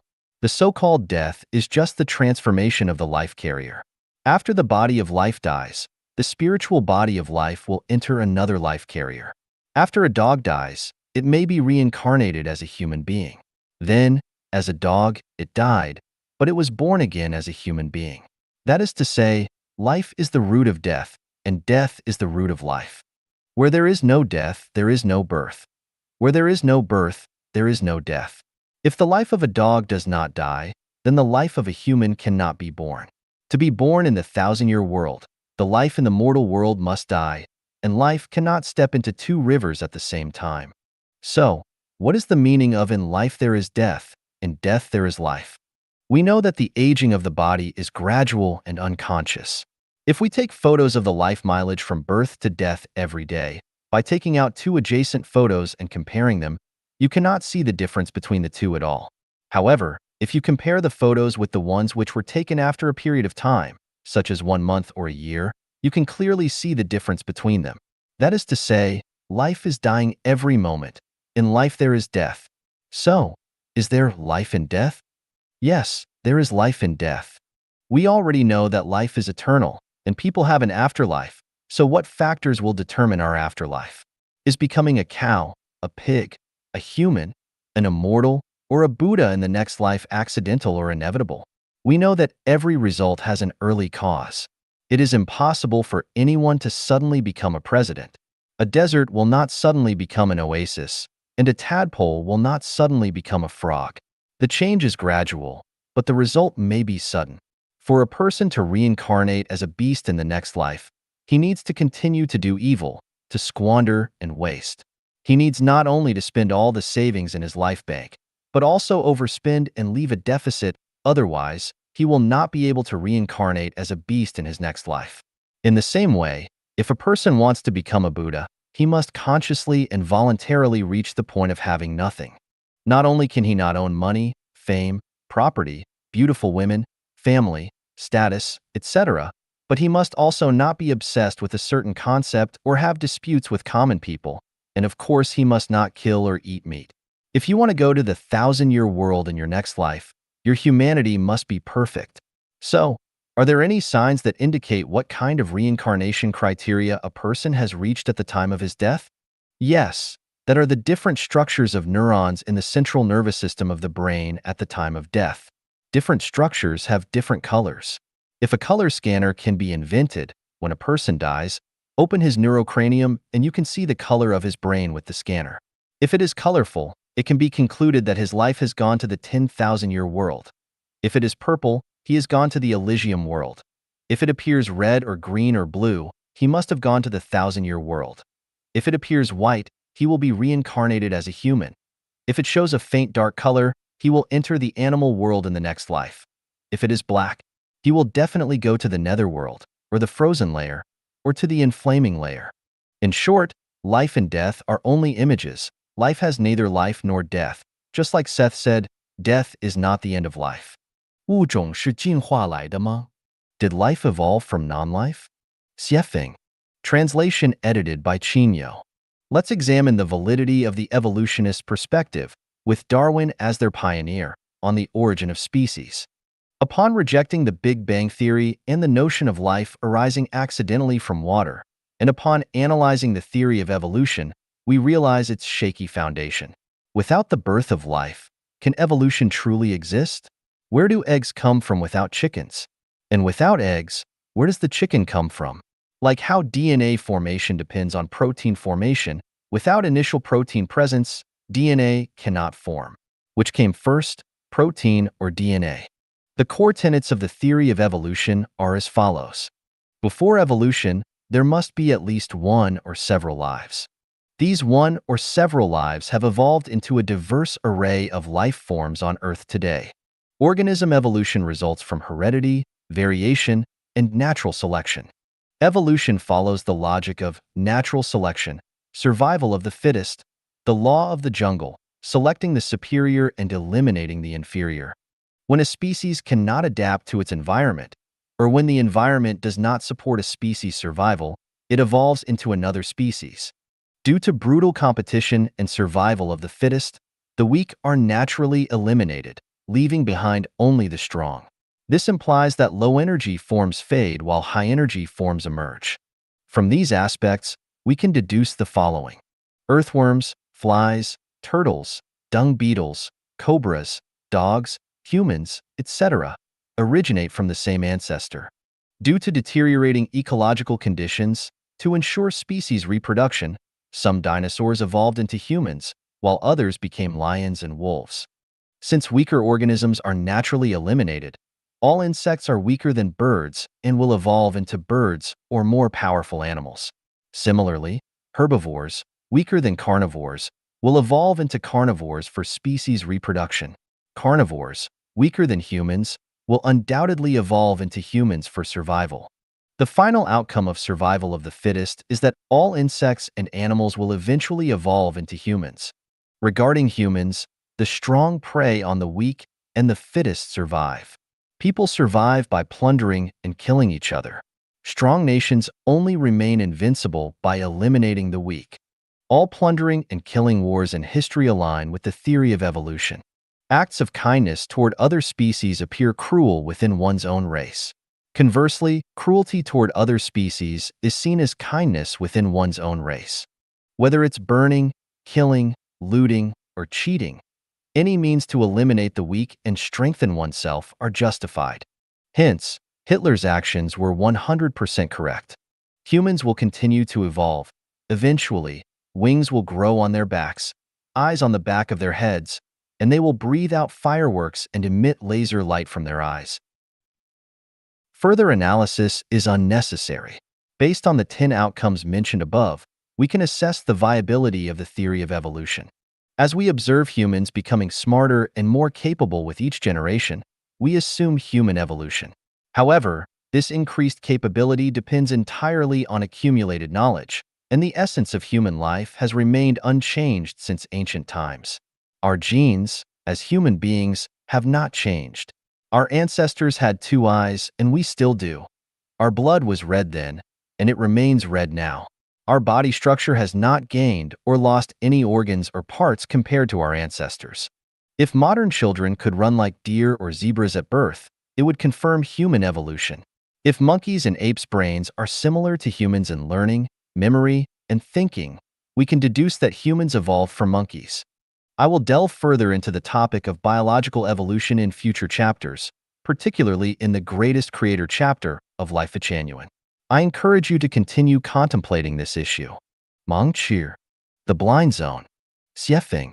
Translation edited by Qinyo. If we observe a blind person, we will find that he is constantly feeling his way forward. He cannot stride confidently on winding roads, nor can he see the potholes and stumbling stones ahead. We feel genuinely saddened by this. But what about those of us with sight? We eagerly unpack our treasures, investing everything in a marriage, only to face the painful experience of divorce a few years later. Why couldn't we foresee the outcome back then? We sincerely invest time in friendships, only to be betrayed, robbed of our savings, and even lose our spouses. Were we blind to the truth from the start? We wholeheartedly support someone's rise to power, only to discover him indifferent to our well-being and willing to trample us underfoot. Why were we blind to their true nature? We extend compassion to someone in need, sparing no effort to help him overcome one difficulty after another.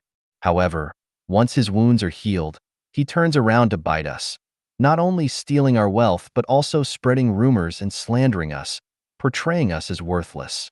Did our eyes truly perceive their nature from the outset? Parents toil tirelessly and pour their hearts into raising their children, hoping to have support in their old age. Yet, in an instant, their children die on the battlefield or under the wheel and fail to provide the expected support. Given such outcomes, how accurate was our foresight from the start? We labor tirelessly to raise our children, pouring our hearts and souls into their upbringing. Yet, in our old age, we find ourselves abandoned, without the familial support we hoped for. What was the purpose of our endeavors? Were we blind to the future? When we were at school, we studied certain subjects for getting food and sleep, but after graduation, we were unable to pursue the majors we studied. If we knew this before, why did we bother to waste money and energy? We work from dawn to dusk, live frugally, rack our brains, and work hard all our lives. When we are about to die, think about what we have gained. What were we blindly busying for? We can't see the substances with wavelengths outside the light range of 400 to 700 nanometers. We can't see the epidemic germs flying in the air. We can't see the radioactive elements invading our nerve cells, and we can't see viral bacteria filled in the rivers. The welfare of the public is lost virtually. We also turn a blind eye. What will happen tomorrow? Our eyes are also invisible. How far and how deep can our eyes see? What on earth did we see? How different are we from the blind? The achievement of a general cost many lives. One family becomes rich and another 10,000 will be, relatively, poor. The predecessors are brilliant and the descendants will be bleak. In this life, behave like a tyrant. In the next life, one will suffer. What do we really understand? What did you see again? We are so busy every day. What on earth are we busy for? We are running with high spirits on the seemingly straight road. Is this road the best way of life? What is the point of what we are passionate about? We are working overtime to build a house somewhere, yet an earthquake is imminent in this area. So, the more we do, the greater our loss. And the more we hurry up, the more we waste, isn't it? We were sweating profusely and anxiously queued up to buy tickets for the maiden voyage of the Titanic. The day when you got the ticket, was it the day when the tragedy started? A few years ago, one night, I was driving a four-wheel drive Toyota pickup truck on a jungle path in Binka, Zimbabwe, when a rabbit jumped out onto the path and attempted to cross. I slammed on the brakes, but it was too late. The rabbit was crushed to death under the wheel. Oh, rabbit, why do you hurry across the road? If you slowed down for a few seconds, you could pass safely. Does speed really make you safer? Recently, while typing with the window open in the study room of Villa number 46, at night, a few bees would often fly in to look for light. By the next day, all these bees would be found dead. Oh, bees, why do you seek out the light instead of staying in the darkness of the night? Is any bright place a good place? How many tragedies in the world happen in haste? How many joys of life are ruined in the pursuit of brightness? People, where are we going in such a hurry? There was a farmer who heard that there was gold far away, so he sold his property and went to a distant place to pan for gold. A few years later, he returned to his hometown empty-handed.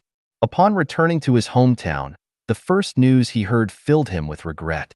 The news is that the man who bought his property dug up a lot of gold on the land he sold. Everyone finds themselves in a blind zone, and it appears that we are navigating blindly. It appears that there are few individuals, both in ancient and modern times, from China and abroad, who can clearly guide us toward a path to happiness. The scriptures of major religions are profoundly deep, and we have yet to grasp their true meanings. How much farther must we tread within this blind zone? 野生动物为什么不培养自己的医生？ Why do wild animals not cultivate their own doctors? Xiefeng. Translation edited by Qinyo. Humans meticulously care for themselves, always fretting over and preparing for unforeseen future events, being precautious and preventative. Contemplating the future and taking precautions isn't inherently wrong, but the question remains. Are we devoting too much time, energy, and resources to the future? By excessively fixating on the future, are we neglecting our present? Today, people seem to form friendships mainly for utilitarian purposes, rather than fostering genuine connections as our ancestors did, where hearts were in sync. At home, rely on parents. Outside, rely on friends. But why do we rely? We cloak our true intentions, compromising and pandering to friends, just to safeguard against unforeseeable future events, leaning on them, correct? Despite forced smiles, reluctant engagements, and considerable reluctance, we still go out of our way to garner support for others. Are we still being true to ourselves? How much of our time is squandered on fruitless pursuits? Why do we engage in this behavior? Is it all in anticipation of the unforeseeable future? We install security doors, set up alarms, erect fences, hang electric wires, manufacture weapons, construct hospitals, and purchase insurance. As humanity progresses, it appears the less secure we feel. Why is this? Will there come a day when everyone must wear bulletproof vests and dwell in heavily fortified underground bunkers? Is this truly the path of human advancement? Birds and wild animals do not have doctors or hospitals. Does that mean they cannot survive? The day before yesterday, I visited the Marandra Wildlife Sanctuary for observation. A large elephant mingled among a group of water buffaloes. According to the park staff, this elephant has been alive for nearly 30 years. It struck me. This elephant has lived for 30 years without ever seeing a doctor or receiving treatment from a hospital. How did it weather the storms and extreme weather conditions over these 30 years? Among humans, who among the 30-year-olds has never visited a hospital or seen a doctor? Can one not survive without doctors and hospitals? I'm not suggesting that having doctors and hospitals is detrimental. The extension of human lifespan partly hinges on the advancement of medical services. The question remains, why don't birds and wild animals have their own doctors and hospitals? Are they not living freely and happily? In the courtyard of the villa where I reside, the vegetation flourishes. Every day around 4:30 in the morning, birds chirp in unison, and around 5 o'clock, when I open the window, I can observe a dozen or more species of birds merrily chirping and catching insects. They appear so carefree and liberated, utterly unconcerned about world affairs, currency fluctuations, the Iraq crisis, or the Asian financial turmoil. I wonder, should humans take a cue from birds? If we eschew reliance on anything and nothing can be depended upon, if we refrain from worrying excessively about the future, will we live more freely? Let what comes, come, and let what goes, go. Wouldn't life be simpler? 思维误区. Misconceptions in thinking. Xiefeng. Translation edited by Qinyo. Failure is the mother of success. Is it really so? The original intention of this argument is to encourage people not to be discouraged by failure, but to learn from it in order to achieve success. It seems that the great inventor Edison once said, "Who says I failed? I already know 9,900 ways that won't work." From this, people mistakenly believe that Edison's success is entirely due to failure. Thus, failure is the mother of success. In fact, Edison's success is entirely based on his repeated successes. Without the multiple successes in the early stage and the confidence gained from other successes, he would undoubtedly fail. The truth is, from the perspective of probability theory, success breeds success and failure breeds failure. Successful people will continue to succeed, while failures will continue to fail. Individual or minority examples are not sufficient to establish a theorem. True lovers eventually become a couple. Is it true? This idea seems to tell us that all married couples in the world are loving and affectionate lovers. Let's ask ourselves honestly, have you and your loved one become a married couple? The fact is it is difficult for lovers to become married. If lovers do become married, The outcome is often the drowning of affection. Live and work in peace and contentment. Is it possible? Without a job, how can one live in peace? Would pies fall from the sky? It should be only by enjoying work can one live in peace. In today's world, many young people start their careers first and then start a family, which is correct. Safe and sound. Half right. Being safe leads to being sound, but being sound leads to being safe. Steel is refined through 100 trials. Try it. After 100 attempts, will it become steel or gas? Ever-changing. Yes, without rules to follow. Acting without rules, indeed it is ever-changing. Wisdom comes from experience. Must we experience everything to gain wisdom? Time flies, life is short. If we cannot cleverly make use of things, if we cannot learn from others' experiences and lessons and apply them to different situations to gain wisdom, and instead insist on trying everything by ourselves, isn't that foolish? The only way to catch tiger cubs is to go into the tiger's den. How many spy satellites are hovering over us, observing our every move?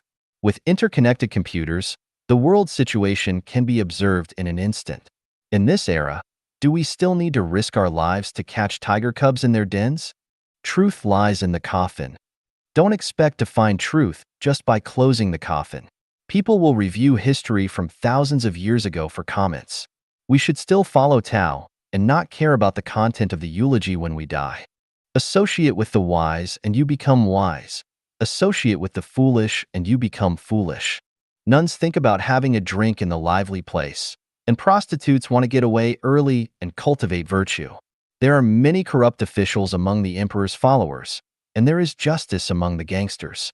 Who says, associate with the wise and you become wise? Associate with the foolish and you become foolish? A newborn calf is not afraid of tigers. The opposite is, a newborn tiger is most afraid of cows. The viewer sees better than those involved. The truth is, those involved see better, while the viewer is confused. He who has the truth on his side has the majority. Aside from negative cosmic energy, the rest seems to be, the strong have more help, the weak have less help. A dog relies on its master's power. Similarly, people rely on the power of dogs. A bosom friend afar brings a distant land near. Without anyone recognizing oneself, one's neighbor is as distant as the ends of the earth. Once called, it comes. Once waved, it goes. It comes when called, but it's hard to make it go when waved. The strong wind reveals the sturdy grass. Sturdy grass recognizes the strong wind. Do not do unto others what you do not want done to yourself. What you do not want done to yourself, you easily do unto others. Listen to both sides and you will be enlightened. Heed only one side and you will be benighted. Heeding only one side leads to darkness, and listening to both sides also leads to darkness. If you want something, you must give something in return. If you give something, it's definitely in order to get something back. Exhaust oneself in service and only rest in death. Exhaust oneself in service merely for the sake of reputation. A long road tests the strength of a horse. Time reveals a person's heart. Carrying a heavy load tests the strength of a horse, and money reveals a person's heart. Better to be a shattered jade than an intact tile. Better to be an intact tile than a shattered jade. If the skin is gone, what can the hair attach to? If the hair is gone, where can the skin hide? A broken mirror can be put together again. It's hard to mend a broken mirror. People fear fame as pigs fear fattening. People want fame as pigs want to grow fat. Youth is wasted on the young. Workers don't work hard, and bosses suffer. He who sees the trend is a wise man. He who sees the trend is a smooth talker. If one separates himself from physical labor, he cannot differentiate between the 5 grains. If one separates himself from physical labor, there will be an abundant harvest of the 5 grains. The whole year's work depends on a good start in spring. The whole year's work depends on a good start in winter. All crows are black. All crows are not as black. To spin a cocoon and trap oneself in it. To spin a cocoon for self-defense. Of the 36 strategies, running away is the best. Of the 36 strategies, intangibility is the best. 3 shoemakers surpass Zhuge Liang. 3 shoemakers are still shoemakers. Traveling 1,000 miles is better than 10 years of reading. 1 year of reading is better than traveling 1,000 miles. If you don't listen to the old man, suffering is in front of you. If you only listen to the old man, suffering lies ahead. 颠倒思维 Reverse thinking. 斜缝 Translation edited by Chinyo. Not having is having is not having. Up is down, down is up. Success is failure and failure is success. Gain is loss, loss is gain. You are me and I am you. Humans are Buddhas, and Buddhas are humans. People are ghosts, and ghosts are people. Humans are demons, and demons are humans. Life is death, and death is life. Moving forward is moving backward, and moving backward is moving forward. Destruction is construction, and construction is destruction. Being intelligent is being foolish, and being foolish is being intelligent. Science is a form of superstition, and superstition is a form of science. Politics involves governing people, and governing people involves politics. Workers are laborers, and cadres do nothing. Disorder is order, and order is disorder. A child is an old person, and an old person is a child.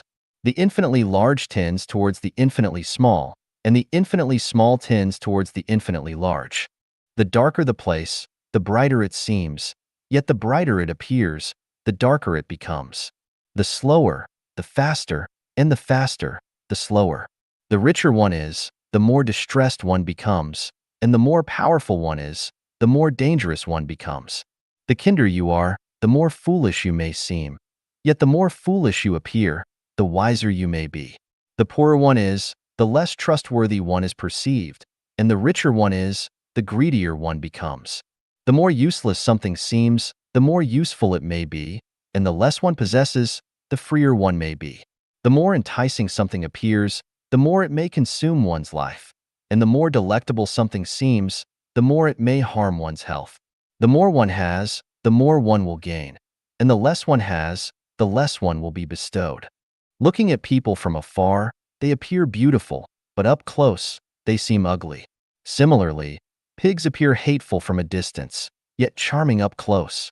The nourishment for humans is not food, but the different molecular structures of energy, qi, within food. If one consumes this energy directly, they may bypass the need for food altogether. When God created humans, humans began creating gods. When humans raise cows, cows start to raise humans. When humans invent computers, computers will eventually invent humans. Because we have eyes, we don't see what we should see, but we see what we shouldn't see.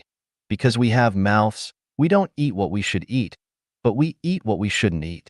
Those who achieve success early often decline early. Early intelligence can lead to early confusion. Early sorrow can turn into early joy, and early happiness can turn into early sorrow. Those who rise early tend to sleep early, and those who sleep early often rise late. The more one loses, the more one gains. Conversely, the more one gains, the more one loses. In having nothing to lose, one has nothing to gain, yet in losing everything, one gains everything. The ultimate objective of life is not to approach death, but to journey towards another world. Much like the ultimate aim of a fetus is not to grow within the womb, but to enter the world.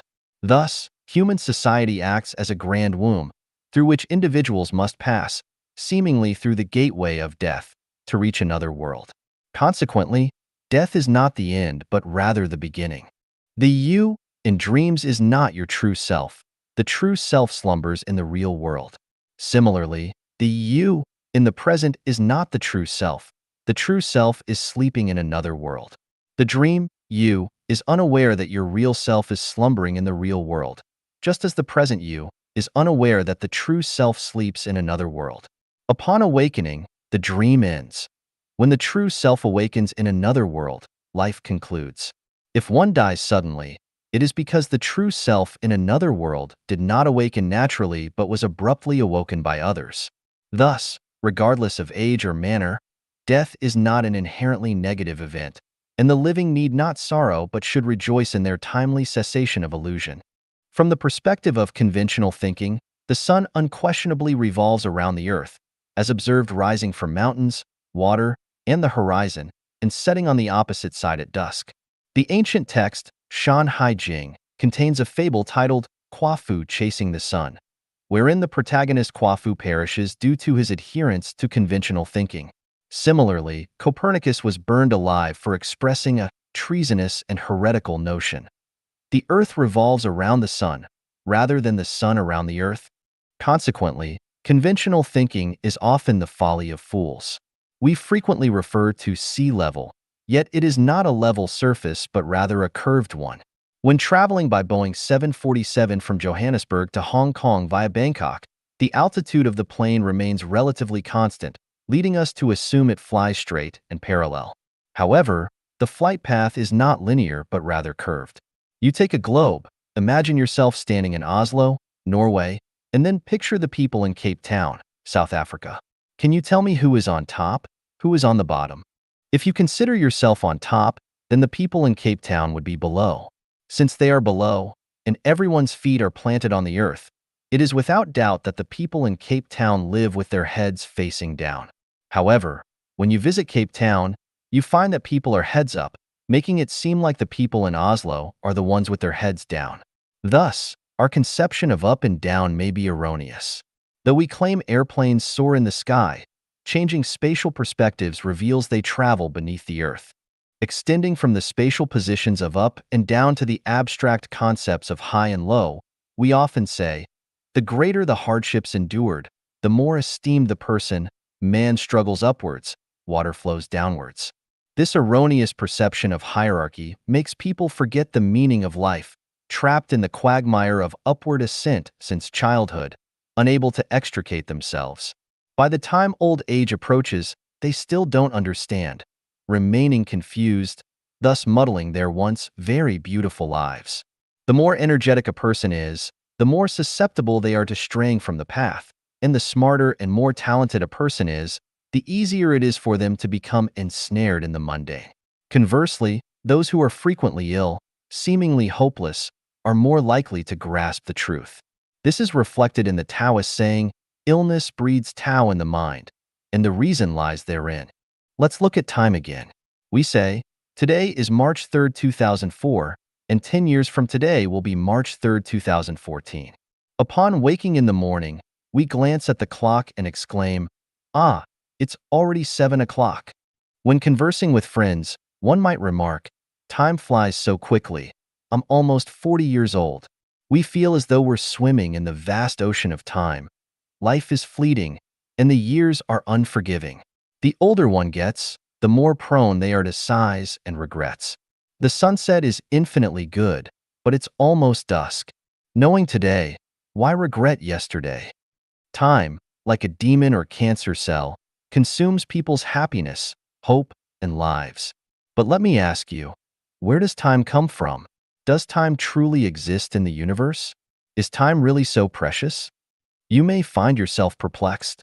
If I were to tell you, time is a construct of humanity, it doesn't truly exist in the universe, and time isn't inherently valuable, you might find it puzzling.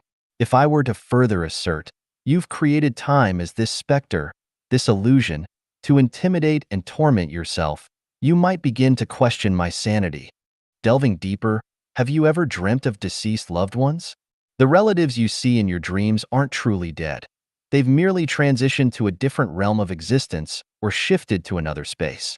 Would you then consider me delusional, spouting nonsense? The truth is, if you were to think so, you'd be correct, indicating your normalcy, practicality, and rationality, but lacking the concept of unconventional thinking. 3 meals a day are considered essential. The diet should be varied. Otherwise, malnutrition may ensue. This is conventional wisdom. If you firmly believe it to be an absolute truth, then indeed it is. You become accustomed to 3 meals a day. Should you miss one, you'll feel hunger and uneasy. If you believe 2 meals a day suffice, then indeed they do.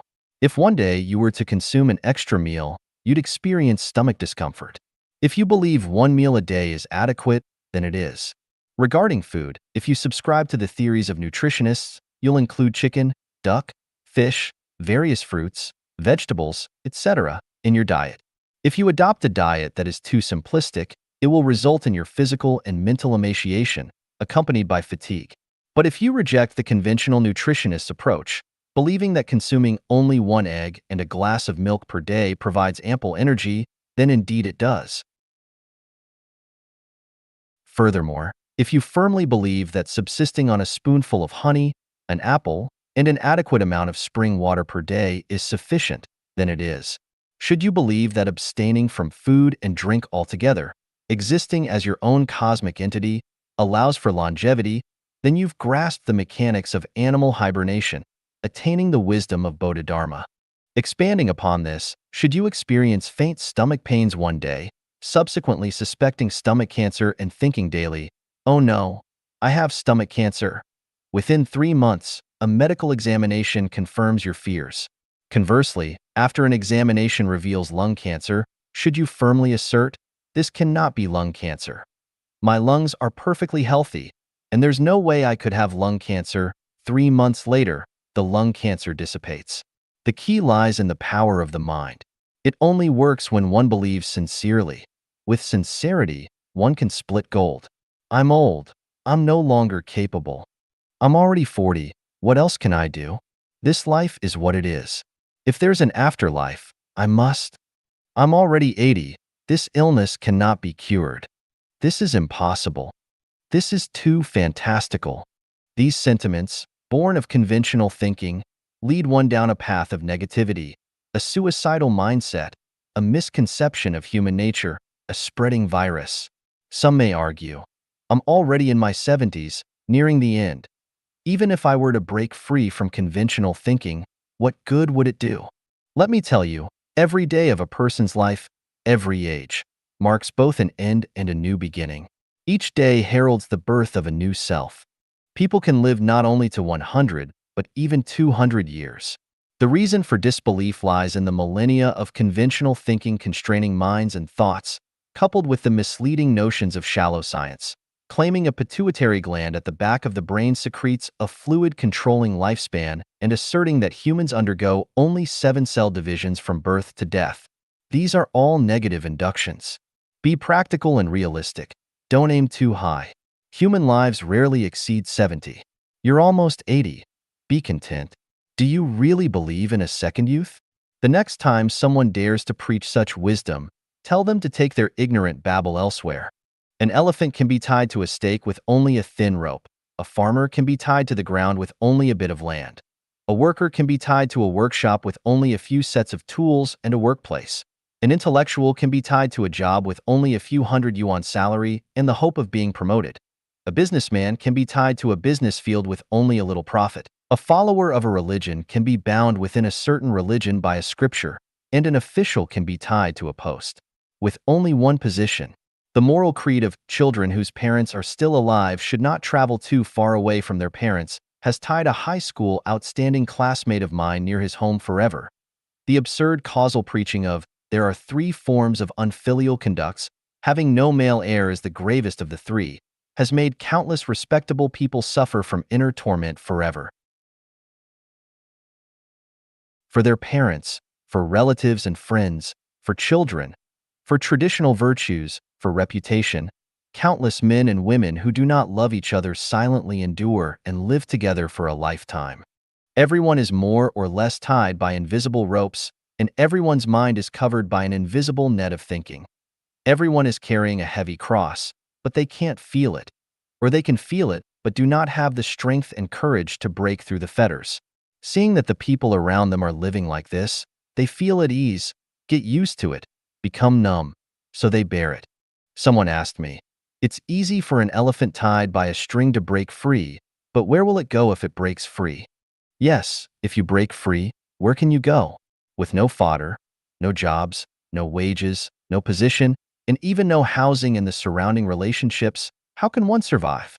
There was a group of swans.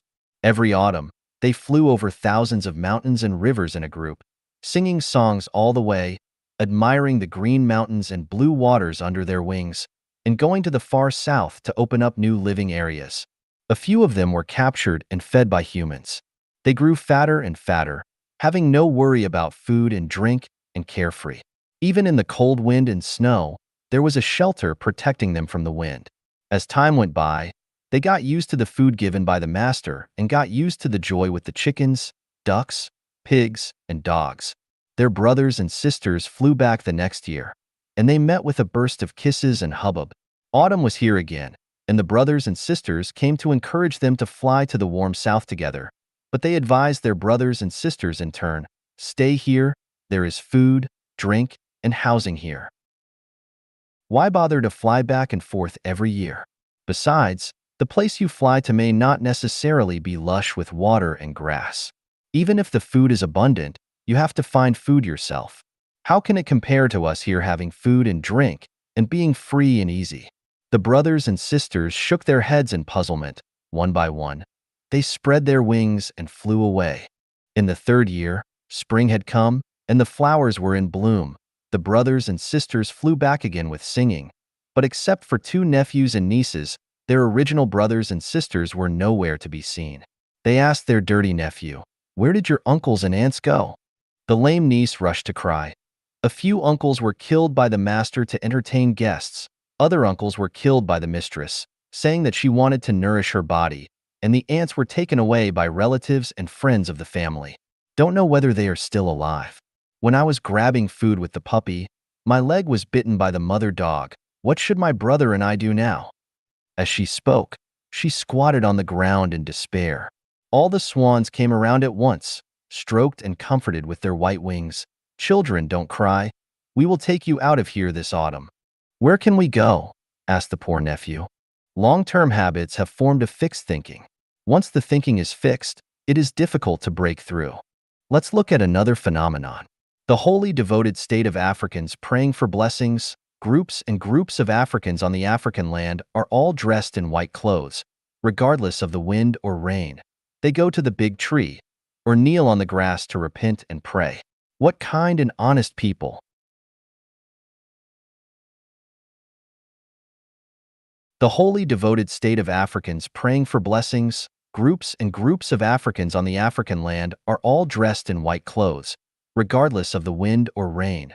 They go to the big tree or kneel on the grass to repent and pray. What kind and honest people! I respect these kind-hearted people and hope that all people will go to mosques, Buddhist temples, Taoist temples, churches, and kingdom halls to participate in activities and listen to teachings. I bring this up just to talk about the problem of thinking. All religions have their own rituals and forms, and they have fixed activities every day, every month, and every year.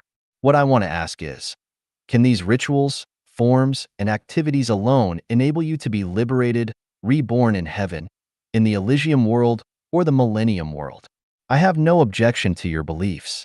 The problem is that you must figure out what you believe in and whether its past and future are clear. If you don't know, will all your efforts be in vain, and will you go astray? Just take Buddhism as an example. Shakyamuni Buddha said in the Diamond Sutra, "Those who see me in form and seek me in sound are treading the heterodox path and cannot perceive Tathagata." What is form? Form refers to material forms, things that can be seen and touched. Then, is paying homage to Buddha statues, burning incense and kowtowing and praying in accordance with the teachings of Buddha? If a physical body goes all the way to a temple to worship a physical statue, does the behavior itself violate the teachings of the Buddha? Is it already on the heterodox path? Everyone who worships the Buddha statue, I want to ask you, where is the Buddha? Is the Buddha in the temple?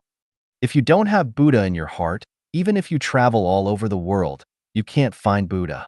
If you have Buddha in your heart, there are Buddhas everywhere.